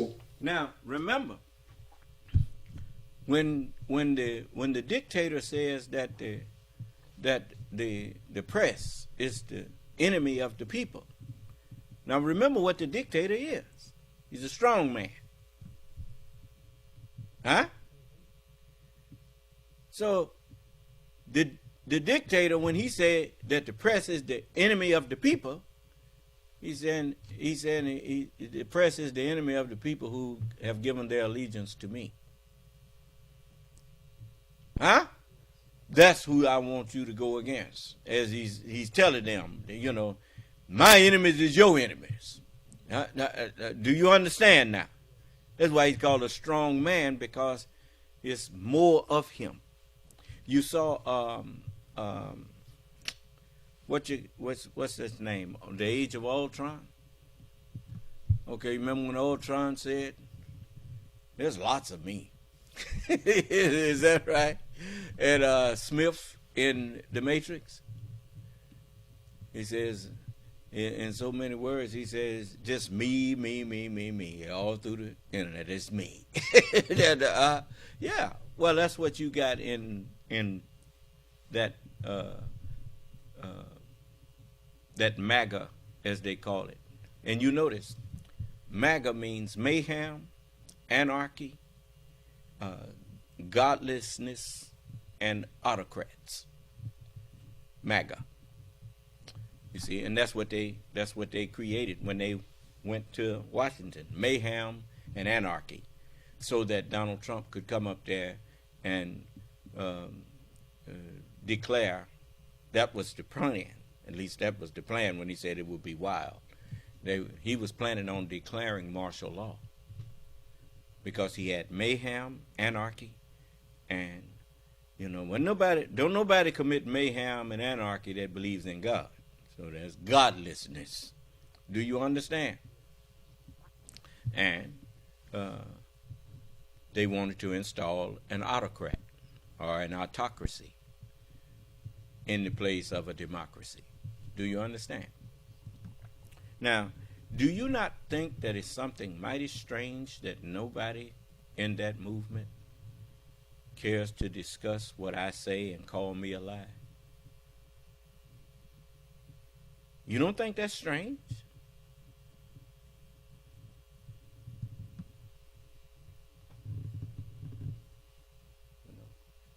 They would like to. But I told you, I don't say things I can't prove. They are my proof. But just watch. That he eagerly embraced. Does he know all the history of it? I don't know. But the parallel is clear. But see, here's why I don't buy the ignorance anymore. Because an ignorant person, when warned that Hitler used to call Jews vermin, would stop. Would stop, yeah. Trump's turning up the volume. No, absolutely not. I mean, I remember a conversation I had with him when we had... See, now, I'm going to tell you something. Now, you notice Nicole Wallace had to bring that out. He's sitting there talking about he don't know if Trump really knows who he's mimicking here. Why he put it like that? So he can say, I didn't say he knew. I just said it. You know, this is why a lie don't care who tell it, but the truth do. Because the minute you try to put some clothing on the truth, then you have added something to it that the truth didn't come with. Do you understand? The truth does not require clothing.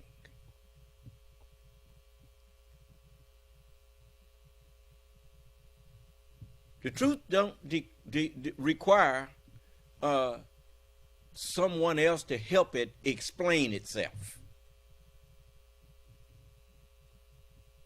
The truth requires submission and acceptance. And if you will not submit and accept the truth don't have much to do with you. Do you understand?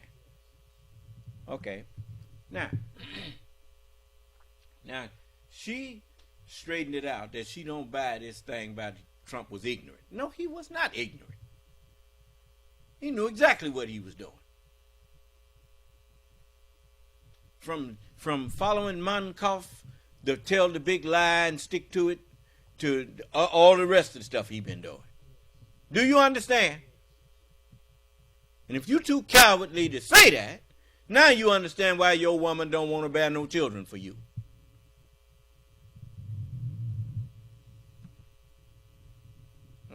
You are a coward.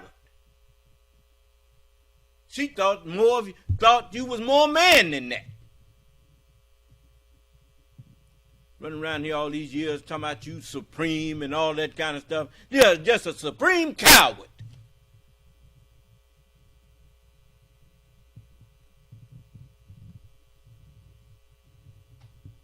Letting a punk like Donald Trump punk you. Anytime a man claim to be tough and got to get a gang to go get you, he ain't nothing tough about him. Nothing. You find that out at his rallies. That's why he always trying to stoke the fires and stoke the hostility in the crowd, because he's scared that somebody in the crowd may disagree with him.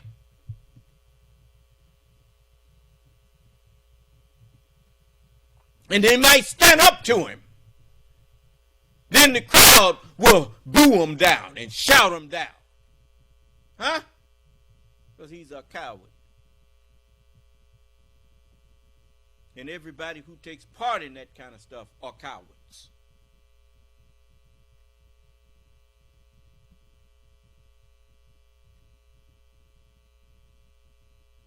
Mass shootings in El Paso and in Dayton in short order. I still want to know what they're saying. There were real concerns that there would be copycats, there would be more, and he was using this language out of the Third Reich, of enemy of the people. And I said, aren't you concerned that people will take your words to heart? Aren't you concerned that they'll act on them? And without missing a beat, he said, I hope they take my words to heart, because I firmly believe the press is the enemy of the people, et cetera, et cetera. So I don't know, maybe it's an inability. You see, that's why when you study the history of people like Adolf Hitler and all of those people who followed him, when you study their history,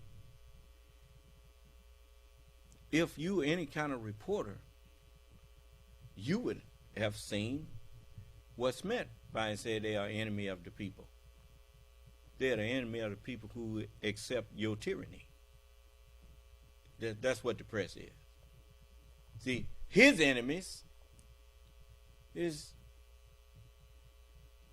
their enemies, because they and he have become one big strong man. Do you understand? Donald Trump, when you look at him at a rally, he said, it's the biggest rally I ever had, that I've ever, what is that? He's one big strong man. That he told them people, what did they get up there and say? I came because my president, when Donald Trump was not their president anymore. Do you understand? Jeff Davis was not the president of the United States, but he was the president as far as the Confederacy was concerned. He was their president. Do you understand? They had to do that in order to pretend that they were not committing treason. Do you understand? Yeah. So it's all types of things that you have to remember. But in history, when you hear the term strong man, then you are actually witnessing a man who has gained who has been given the power of a mass number of people who decided to not do their thinking for themselves anymore. Do you understand? You see? So, you notice when we are in class, we learn together. when they come to their rallies, they wait on him to stoke it up. Do you understand? They come there to be stoked. They don't come there to learn anything.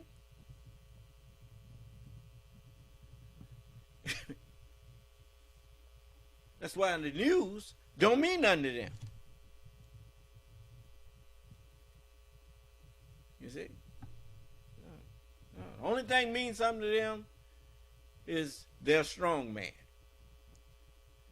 that they want to give power to, so that they can somehow, I don't know what they think the rest of the people in the country going to keep doing when they decide they're going to change the government.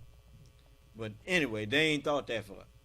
And they couldn't keep nothing going that's going on in this country. Nothing. Because most of them are stupid.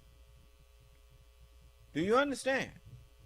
A man who would exchange his autocracy and his freedom to think and to speak, who would exchange that to be another man's slave, that man is a fool. He's stupid. You see? You remember when that man thought that the only reason that y'all was that he couldn't deal with y'all was because I was in there? And you know, and he thought that I was trying to be some kind of strong man. But I ain't got no stupid followers. My followers follow me because they choose to, not because I tricked them. Do you understand? And they follow me because they learn things from me. They are actually, my followers is everybody else's leader. I mean, that's just that simple. I mean, ain't now one of y'all can get in a conversation with one of my followers and wouldn't come out realizing that he's wiser than you or she. You can't be stupid and follow me. I don't have a lot of patience with stupidity, because if you with me, you ain't got no right to be stupid. Because I ain't stupid. And all you have to do is pay attention when I'm teaching and how I deal with folks, and then you don't be stupid.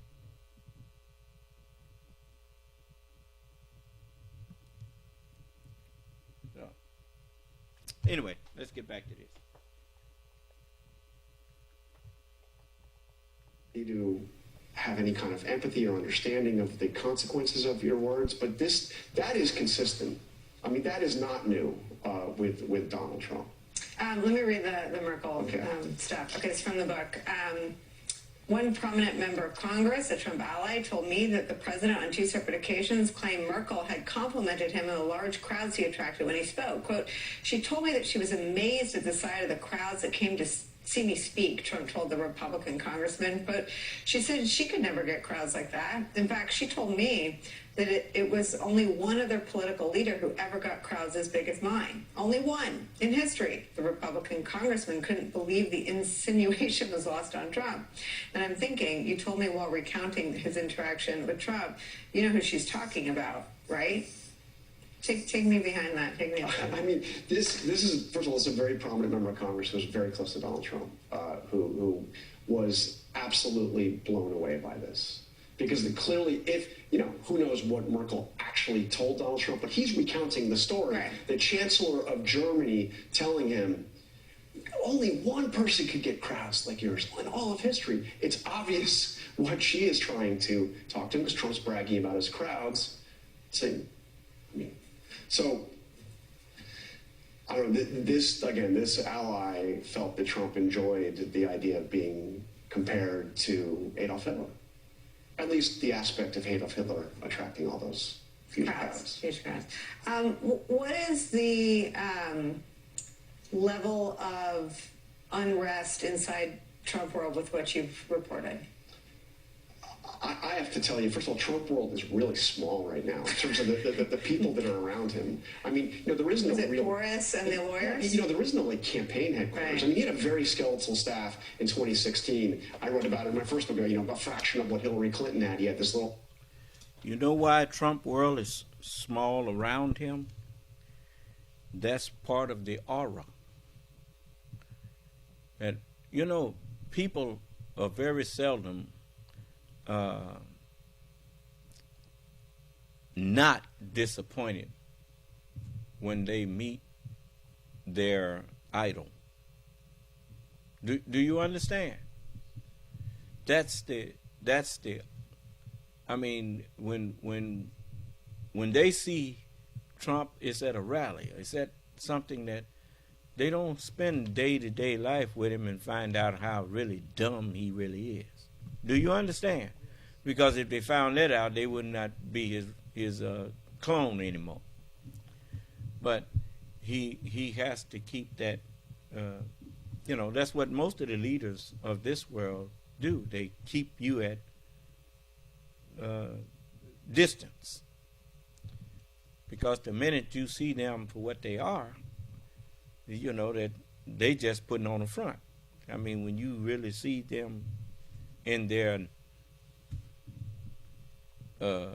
real world, you discover that they don't mean nothing that they tell you. They don't do what they teaching or saying. They just say it. Do you understand? But they don't believe it.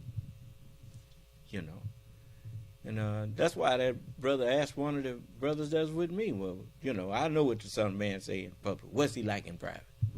And the brother told him, say he the same. I mean, I've found that it's always better to just be who you are. Just be yourself. That way, if people dislike you, they dislike you. If they like you, they like you. Because that's you. Do you understand? And inevitably, if you're trying to be more than one person, you're going to forget what person to be from time to time. And when that happens, we seem to have a problem with the battery on this thing here. You all give me a minute here. I don't know why. But, but you're going to forget. Sooner or later, you're going to forget what person you're supposed to be. And you're going to be the wrong person at the place that you at, and then it gets, it gets found out, So that it's better to just be the same with everybody. Then you ain't got to wear no mask and all that old kind of thing about your personality. No mask on your personality and whatnot. So I just prefer to be me. And that's why you see people come in and they throw insults and whatnot. I know what it's all about, how to win friends and influence people. Just tell them what they want to hear and everybody will like you. I'm not interested in everybody liking me. Because it's a sham.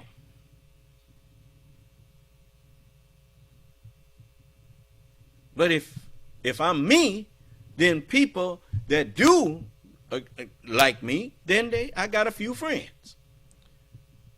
Well, that's fine. I remember looking at Tombstone, and Doc Holliday was out there coughing and spitting up blood and whatnot, and they was being shot at, and he out there helping Wyatt Earp, and man, one of the other people said, Doc, he said, you ought to be home in bed somewhere. What you doing out here in the shape you in? And Doc said, Val Kilmer sure played that role, didn't he? He said, cause Wyatt Earp is my friend. And the other man said, Hell, I got lots of friends. And Doc said, well, I don't. and the point was made just by the way he said it. Doc knew what a real friend is. Do you understand? Greater love hath no man than this, that he lay down his life for his friend. You picked up the mic, brother. What's that? Yes, sir. We have somebody with a screen name Mr. Me. And he says it's hard to take this seriously. Well, then leave. See, that's not even directed at me. That's directed to some of the other people that he's hoping thinks that this wisdom that I'm sharing is foolishness. You see, he wants to call it, he wants to get in a conversation with somebody else. And he's not actually directing that at me. To me, it's hard to take this seriously. Because if he didn't take it seriously, he would be talking to me and saying it directly to me. You see, he's hoping don't nobody else take it seriously. You see. See, they're not used to a serious conversation. They're used to throwing insults back and forth at people. That's all they do on the internet mostly. People get on the internet and just throw insults back and forth. That's what they do all day long. So, but this is not that kind of forum. This is a classroom. And people that come in here, they come in here to learn. And people that didn't come in here to learn, they soon leave because they can't get nobody to have no conversation with them. You understand? And if I find you in here as a team throwing insults, I'll throw all of you in hell. You know, because this ain't the place to come and bring that. You welcome to come into the class. You welcome to disagree with me. But do it with me. I know you sent them the number. I didn't hear you. Yeah, you send them the number. Tell them, or either tell them, look down there at the bottom of the screen. You see the number that you can call in. And or some of them, they are not observant at all. And so you have to show them. They can pause their screen and get the number off of there. So, but I love to talk to people who disagree with me because I get a chance to convert them. But there was a campaign headquarters. There were people that were working there. Have you been to Mar-a-Lago? But I mean, okay. So you've been invited lately. But there's no like office space. Trump has an office. There's a little. I mean, there is no like central campaign headquarters for Trump. There is, Boris is with him. He's got a couple of political operatives, Susie Wiles, Chris LaCivita, kind of come in and out. No, there is no office. The internet is his office. The texting, that's how they know Donald Trump. Do you understand? Because if they got a chance to meet the real person, they would be very disappointed if they had interaction with him on a daily basis. They would soon realize that ain't nothing to that man.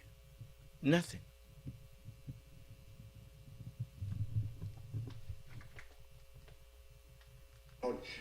He's got Walt Nauta is still around, but there isn't really. His co-defendant. So, look, I don't think.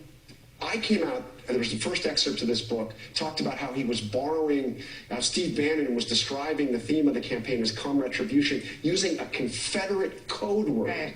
Right. There was a plot to assassinate Abraham Lincoln. They didn't even bat an eye about this. And then the Trump Davidians. The Trump Davidians. And by the way, I understand that Steve Bannon's war room is making merchandise now with the phrase Trump Davidians. They're embracing this idea. They're embracing the idea that they are out to get retribution against the deep state, against the communists, the radicals, the rhinos, and the vermin. I mean, they're embracing this idea. The amount of pushback is remarkably little. Okay, so let's take that at face value. That is the theme. You know why they do all of that bluster and threat throw threats out what they're going to do to people. For the same reason a dog barks at you. You know, the dog barks because he's afraid of you and he wants to put that fear in you. Do you understand? Because if he felt like he could really do something to you, he wouldn't be barking, he'd be doing it. Do you understand? His bark is one of his greatest weapons. It's like people who throw threats, call up and talk crazy on your telephone line or whatnot, and you get scared. To hell with them people. You tell them they got a behind too. Tell them, you come on over here. Do you understand? The undertaker will visit your relatives just as easy as he can visit mine. He's a equal opportunity fella. So, you know, I mean, look, man. People who will do you something, they don't have to threaten you.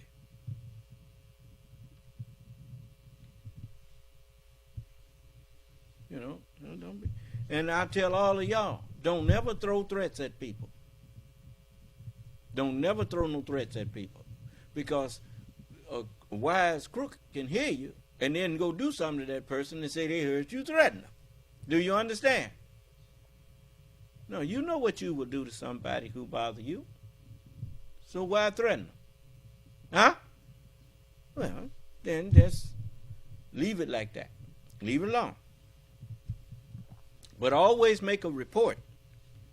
You know, if people call you and threaten you, call the police and let them know this. I got a threatening phone call, and from this person or that person. If you know who it was, just make sure that you report it, and then they can look at phone records and see that you did get a call from an anonymous number or whatever, and the person on the other end threatened. You know, at least they can believe that you was threatened. You understand? Because there ain't no law against defending yourself. Do you understand?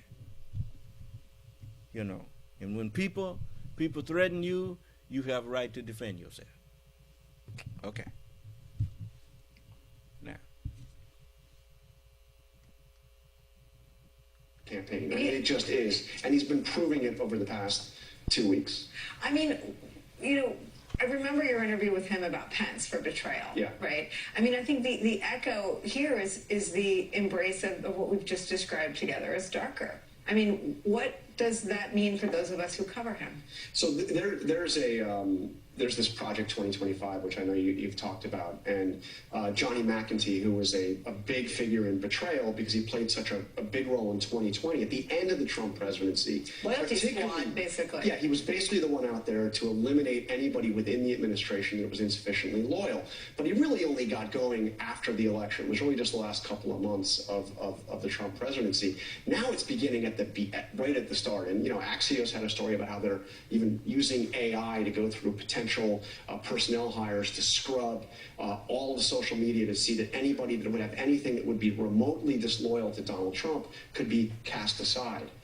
This is, again, another example of how... These are safe from J.D. Vance? Yeah, it's interesting. Although Trump does sometimes really like the people that turn hard. They turn hard on their own pastor, right? Yes, yeah. The Antichrist turn. Yeah. I think you brought us some of your conversation with Trump about Italygate, right? Yeah, which is, I think, the single craziest conspiracy about the 2020 election. Set this up for me. Okay, so Italygate is this idea that Italian spy satellites were used to flip votes in the 2020 election from Trump to Biden, and that there were these two guys in a prison in Rome who knew the whole story, and they had been locked up to prevent it from coming out.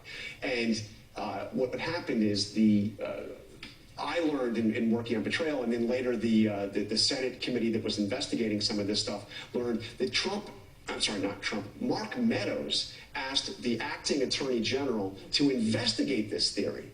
I also learned that Meadows also asked the Department of Defense to investigate it. I mean, this is crazy. Italian spy satellites used to change votes. And the chief of staff in the White House at the end of the Trump presidency is asking defense and justice to investigate it. So I decided to ask Trump about it. That's fine. Let me ask you, one of the theories that Mark Meadows asked the acting Attorney General Rosen to investigate was this idea that somehow the Italians were involved, using these spy satellites to switch votes with the voting machines. I don't know anything about that. You'd have to ask Mark. So, I don't know anything. I mean, what do you? And I agree. There's a woman. I don't know about that. I mean, you'd have to ask Mark Meadows about that. Mark Meadows, good man, did a very good job. He was a really great chief. He did an excellent job. But you'd have to ask Mark about that. You don't really believe that there was somehow foreign control of the voting machines, do you? I mean, do you really You'd believe? have to ask whoever it is that's saying it. I think, frankly, there was so much voter fraud and irregularities. Where it came from, I can't tell you, but I can tell you there was a lot of voter fraud and irregularities. So to me, like, importantly, right, still... As he said, he can't tell you where it came from, but there was a lot of voter fraud and irregularities. It came from him.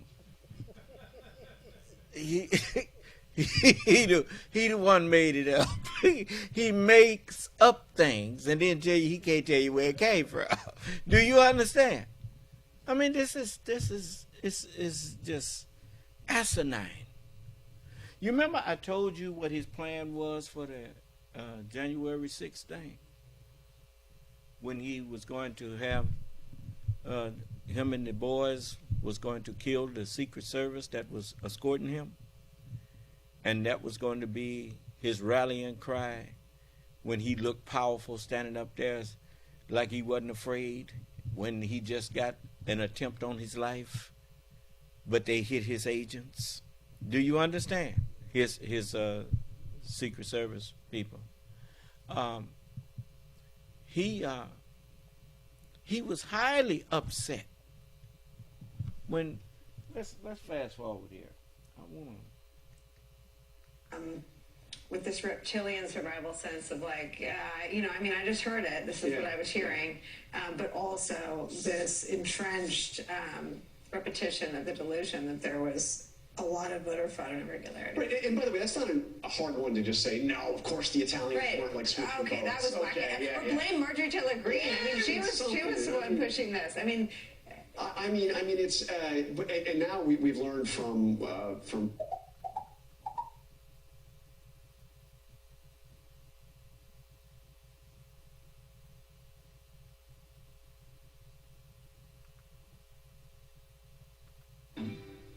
Morning Joe, weekdays 6 to 10 on MSNBC. I started getting very vocal about being in menopause at 50. I was just sick of keeping it secret. That because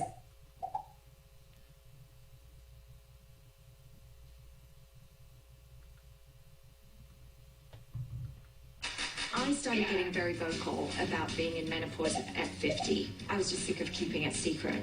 Let's get rid of stigma. I always say, close. Let me just ask you big picture, because former President Trump did raise eyebrows yesterday with his Veterans Day message. I'm just going to read you part of it. He says, quote, "In honor of our great veterans on Veterans Day, we pledge to you that we will root out the communists, Marxists, fascists, and radical left thugs that live like vermin within the confines of our country, lie, steal, and cheat on elections, and will do anything possible, whether legally or illegally, to destroy America." Are you comfortable with this language coming from the GOP frontrunner? Again, I am not going to comment on candidates and their campaign messaging. I will say this. I know President Trump supports the veterans. Our whole party supports our veterans. And I do think we're at a various... You notice, she said, in fact, the whole party supports our veterans. You see how when you don't really hear people, you get lost. Somebody like that fool sitting up there talking past the interviewer, you don't let them get away with stuff like that. You ask him, what do you mean, our veterans? Because he said he didn't like John McCain, so what do you mean when you say our veterans? John McCain was our veterans. You mean y'all's veterans, right? Like, Robert E. Lee and all them treasonous people who rose up to try to destroy the United States. Those are your veterans. So I know what our means. Then she got up and walked out, you see. See, but, you have to show these people that, a con man, the worst thing that you can do to a con man is show publicly that you recognize he conning you, or attempting to con you. Do you understand? Why do you think don't none of them come in here and talk to me? They scared. I said it. All of you scared.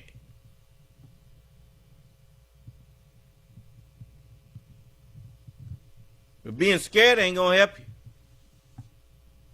Because that's what happened to Sodom and Gomorrah. After it was proven that they was what we thought they was, they were destroyed.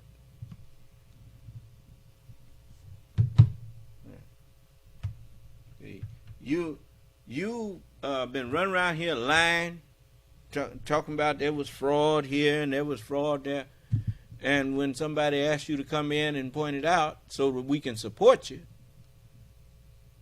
you say nothing. What they say, brother? Nothing. Which means what? They know they are lying.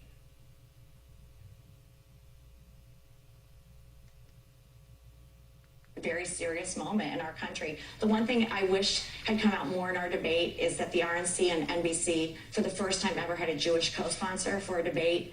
I am really proud of that history that we created, so thank you for being part of that, because this is a time where we met the moment.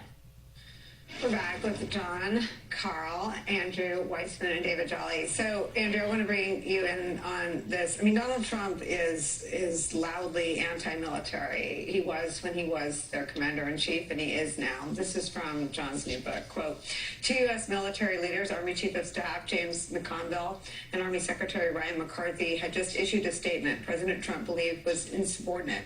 And he wanted the aide, Johnny McAtee, who we just talked about, to let the Pentagon know the remark was entirely unacceptable. If it happened again, heads would roll. Quote, there is no role for the U.S. military in determining the outcome of an American election. That was the statement. After relaying Trump didn't like that. That 2 generals said there ain't no role for the U.S. military in the determination of the outcome of a U.S. election. That was their way of telling him, you will not use the United States military to overthrow the government of the United States. Huh? He didn't like that.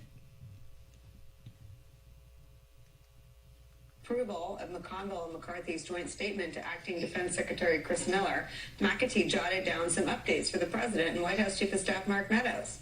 Chris Miller spoke to both of them and anticipates no more statements coming out, the note read. And in parentheses, if another happens, he will fire them. Hours after Miller got off the phone with McCarthy, Trump sent a tweet that changed the course of history. Quote, big protest in D.C. on January 6th, it read. Be there, will be wild. Now, after the military told him, we ain't finna help you overthrow the government, he calls on who? He calls on them people that showed up on the 6th. Huh? Be there on the 6th. It will be wild. Why? Because his plan was to use the military. But when they told him that wasn't going to happen, you remember his boy say, our president called us up there? Yeah. There's that our president again. Huh? There you go.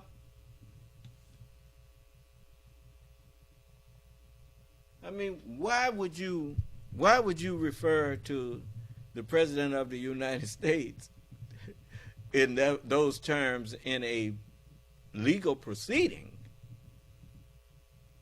if he's the president of the whole United States and you recognize that, why don't you say, well, the president called us up there and that's what we did. Huh? But they didn't say the president of the United States. They said our president called us up there.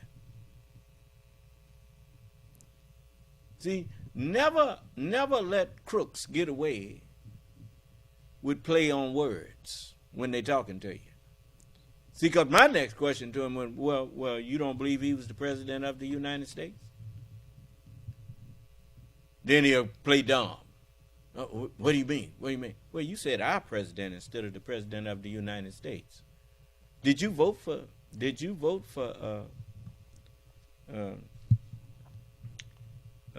President Biden?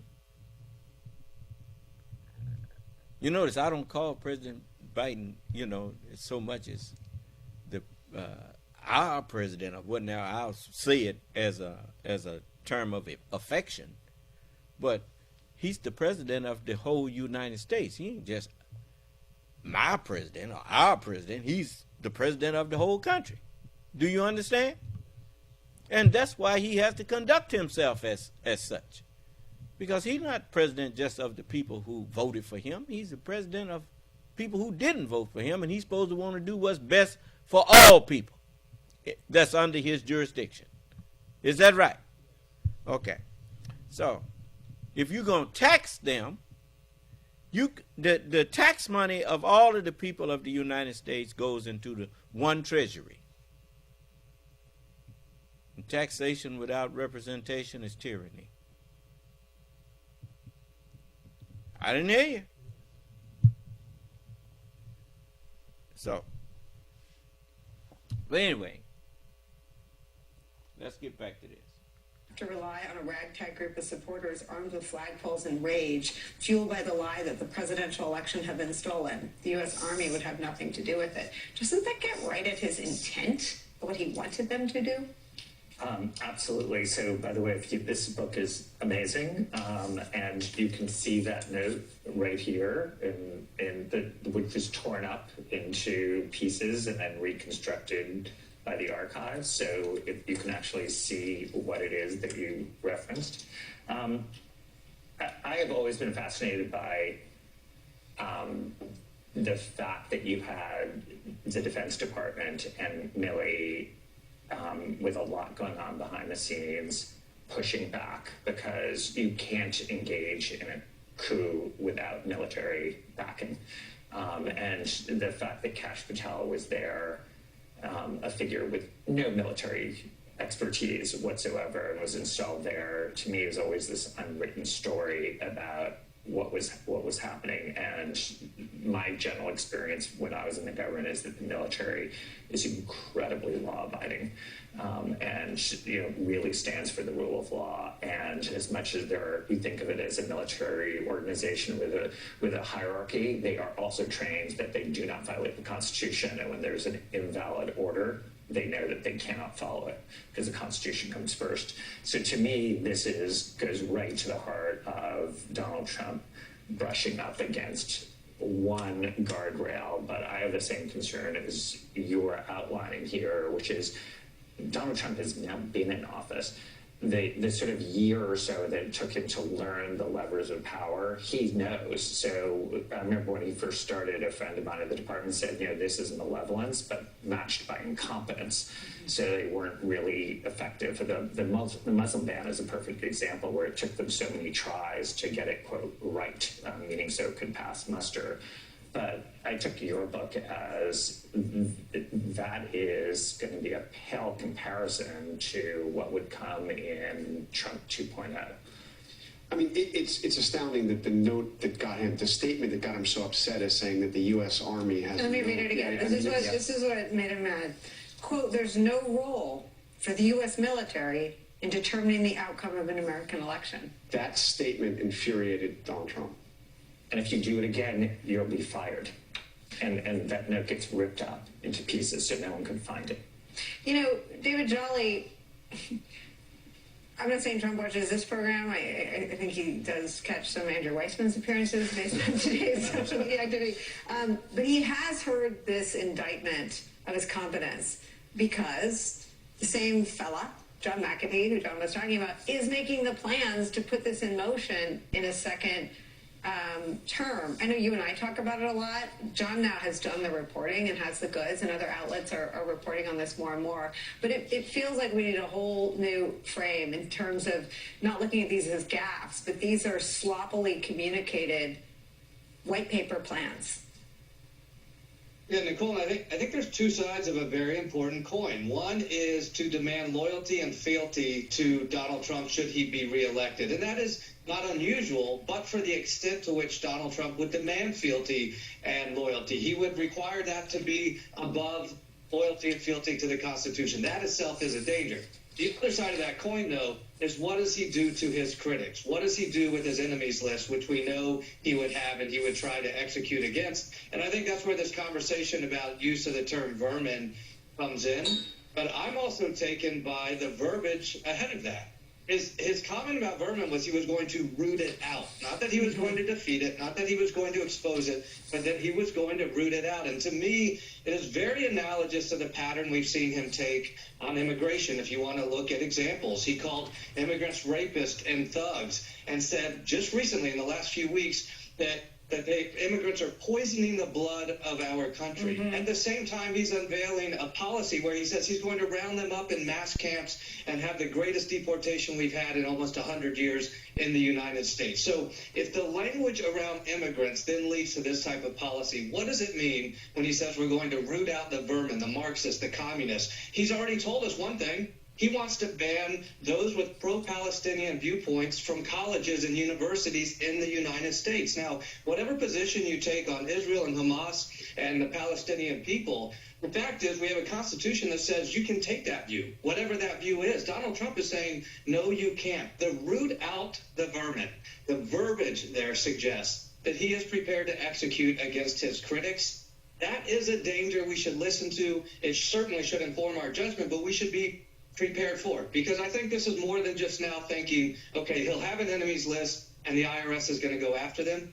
The question is, does he use the Department of Justice, or does he try to turn to the military to suspend posse comitatus, which it's nothing that people like that can do unless you let them.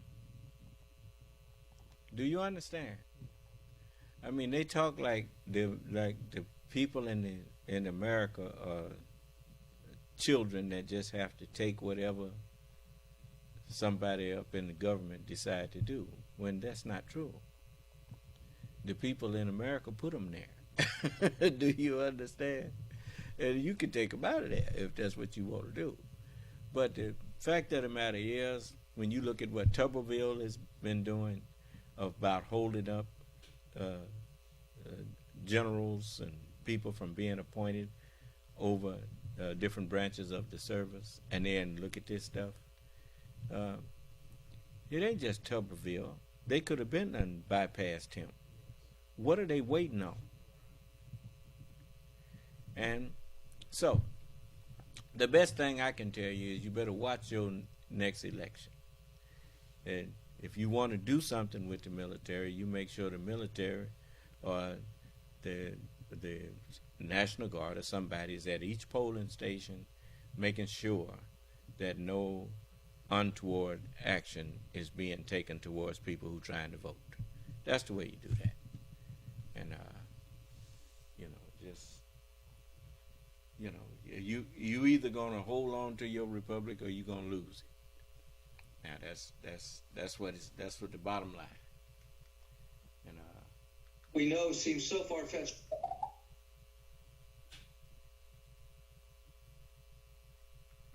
Loudly, desperately, hours ahead of a federal indictment. Of course, that didn't work. We'll bring you that nugget next.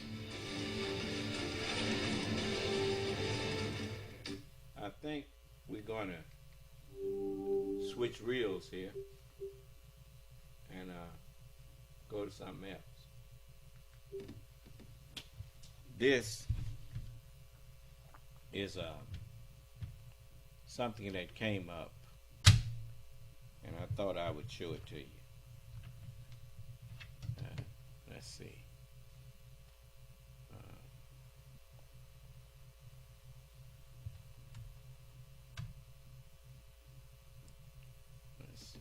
A startling admission.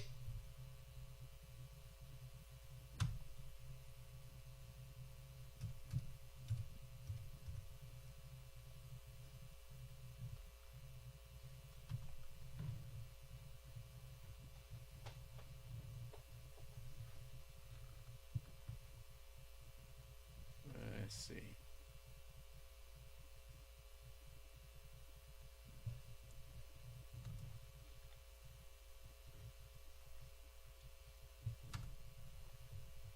A startling admission by the ex-president that could very well end up being a critical piece of evidence in the cases against him.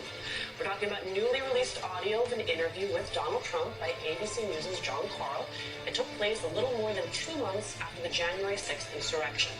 It shows the ex-president knew full well the power he had over the mob that stormed the Capitol. Just take a listen. But if you look at the real size of that crowd, it was never reported correctly. It's the biggest crowd I've ever spoken in front of by far. Really? By far. That went down to the Washington, that went back to the Washington Monument. You told them you were going to go up to the Capitol. Were you just... I was going to, and the Secret Service said, you can't. And then by the time I would have, and then when I got back, I wanted to go back. I was thinking about going back during the problem to stop the problem, doing it myself. Secret Service didn't like that idea too much. So what? I could have done that, and you know what? I would have been very well received. Don't forget, the people that went to Washington that day, in my opinion, they went because they thought the election was rigged. That's why they went. Trump's desire to go to the Capitol was fleshed out in incredible detail by the January 6th Select Committee. White House aide Cassidy Hutchinson testified that Trump was irate when the Secret Service said he could not go to the Capitol. The president said something to the effect of, I'm the effing president, take me up to the Capitol now. To which Bobby responded, sir, we have to go back to the West Wing. The president reached up towards the front of the vehicle to grab at the steering wheel. Mr. Engel grabbed his arm, said, sir, you need to take your hand off the steering wheel. We're going back to the West Wing. We're not going to the Capitol. Mr. Trump then used his free hand to lunge towards Bobby Engel. And when Mr. Renato had recounted this story to me, he had motioned towards his clavicles. Think about it. If Donald Trump felt comfortable joining a mob that he reportedly knew was armed to the teeth, it was because he knew that they were there because of him. Here's January 6th rioter Stephen Ayers. I was hanging on every word he was saying. Everything he was putting out, I was following it. I mean, if I was doing it, hundreds of thousands or millions of other people are doing it, or maybe even still doing it. So if the former president would have been, quote, well received by the rioters, as he himself put it, it follows that he could have called off the mob. Instead, what happened was what the January 6th Select Committee called 187 minutes of dereliction.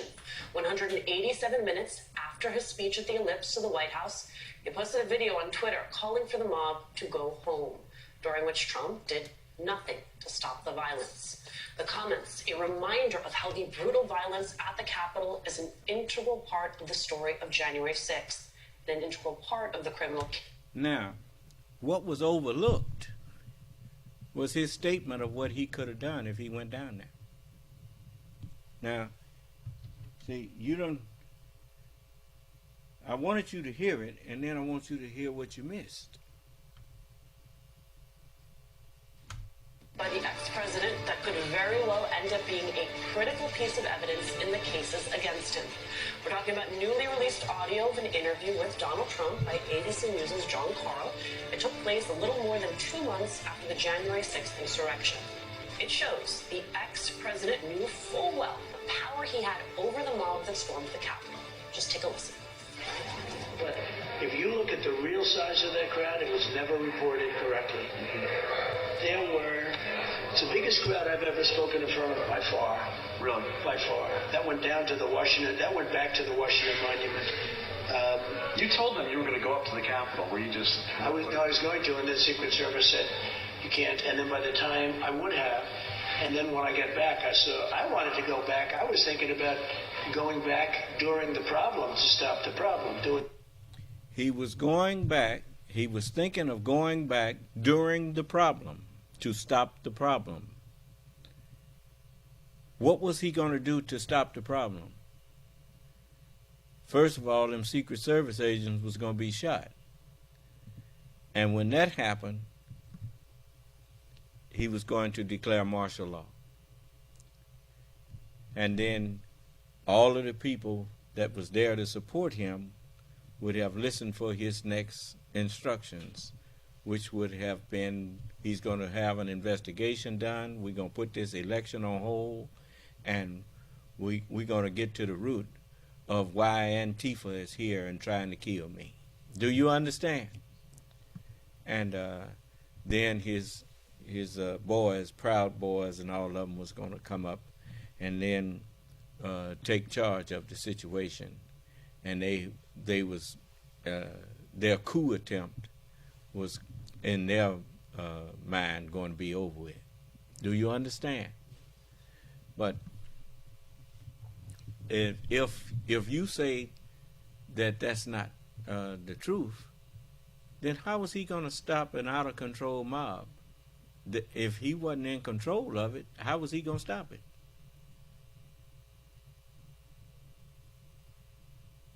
They was all, you notice, that's the one thing all of them said, that they were there because the president asked them to come up there. Huh?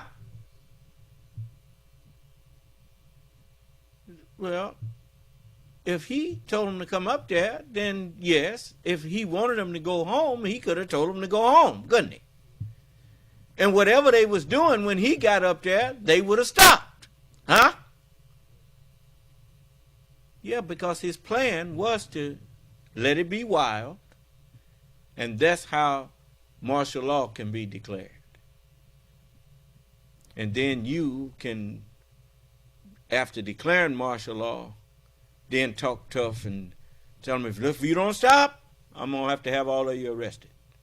Now, we're going to let the Justice Department look into this and see what's happening here. We got 2 dead agents here, or however many agents was around, because they had some snipers up there waiting to kill them.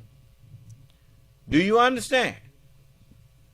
So, I'm just telling you, that's what they was up to. Now, so I'm going to let you go from here. It's after 10 o'clock. I didn't mean to hold you that long, and I am still a little tired from my trip. But I wanted to share that a little bit with you. Did someone else have something to say? Brother Jamar? No, sir. Nobody typed anything to us, but there was something they're passing around on Truth Social. What is it? Tonight. And it's an image that says, the most powerful weapon is not a bomb, it's the truth. Well, they right about that. There ain't no... Look, anytime you claim that something is more powerful than that which brought it into existence, you a fool. I didn't hear you. You see how the truth that I'm speaking got Donald Trump and all of them scared.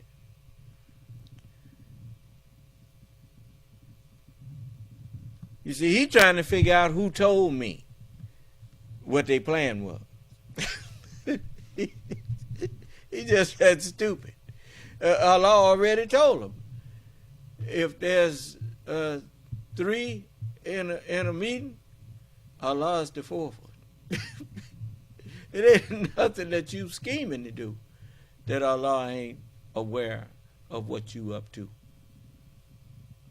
I told you these little creatures that you breathe in, the air itself is a creature. If the air was not a living thing, how do you suppose it's keeping you alive? We have a symbiotic relationship beyond belief. Anyway, I know y'all tired and I'm going to let you go. So, if you ain't, I am. I'm tired. I'm gonna let all of you go on and rest. We'll take this up some more, if it pleases Allah, tomorrow. And until then, may Allah bless us and keep us safe. Was that the only thing they had floating around? The truth, the most powerful bomb is the truth. So that was one of the most popular things they had floating around tonight. Yes. That is the truth.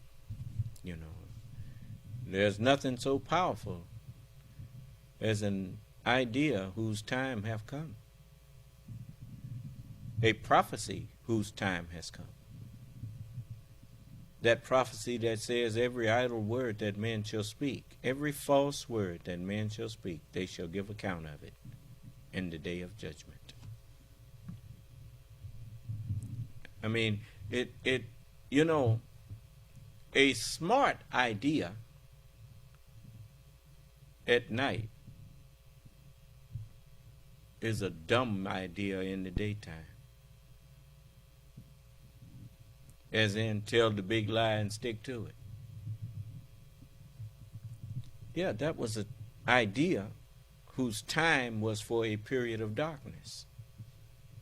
But in the time of enlightenment, to tell a big lie, when people understand how to get after the truth and how to determine whether a person is telling the truth, for you to tell a big lie and think you're going to get away with it, it just don't happen.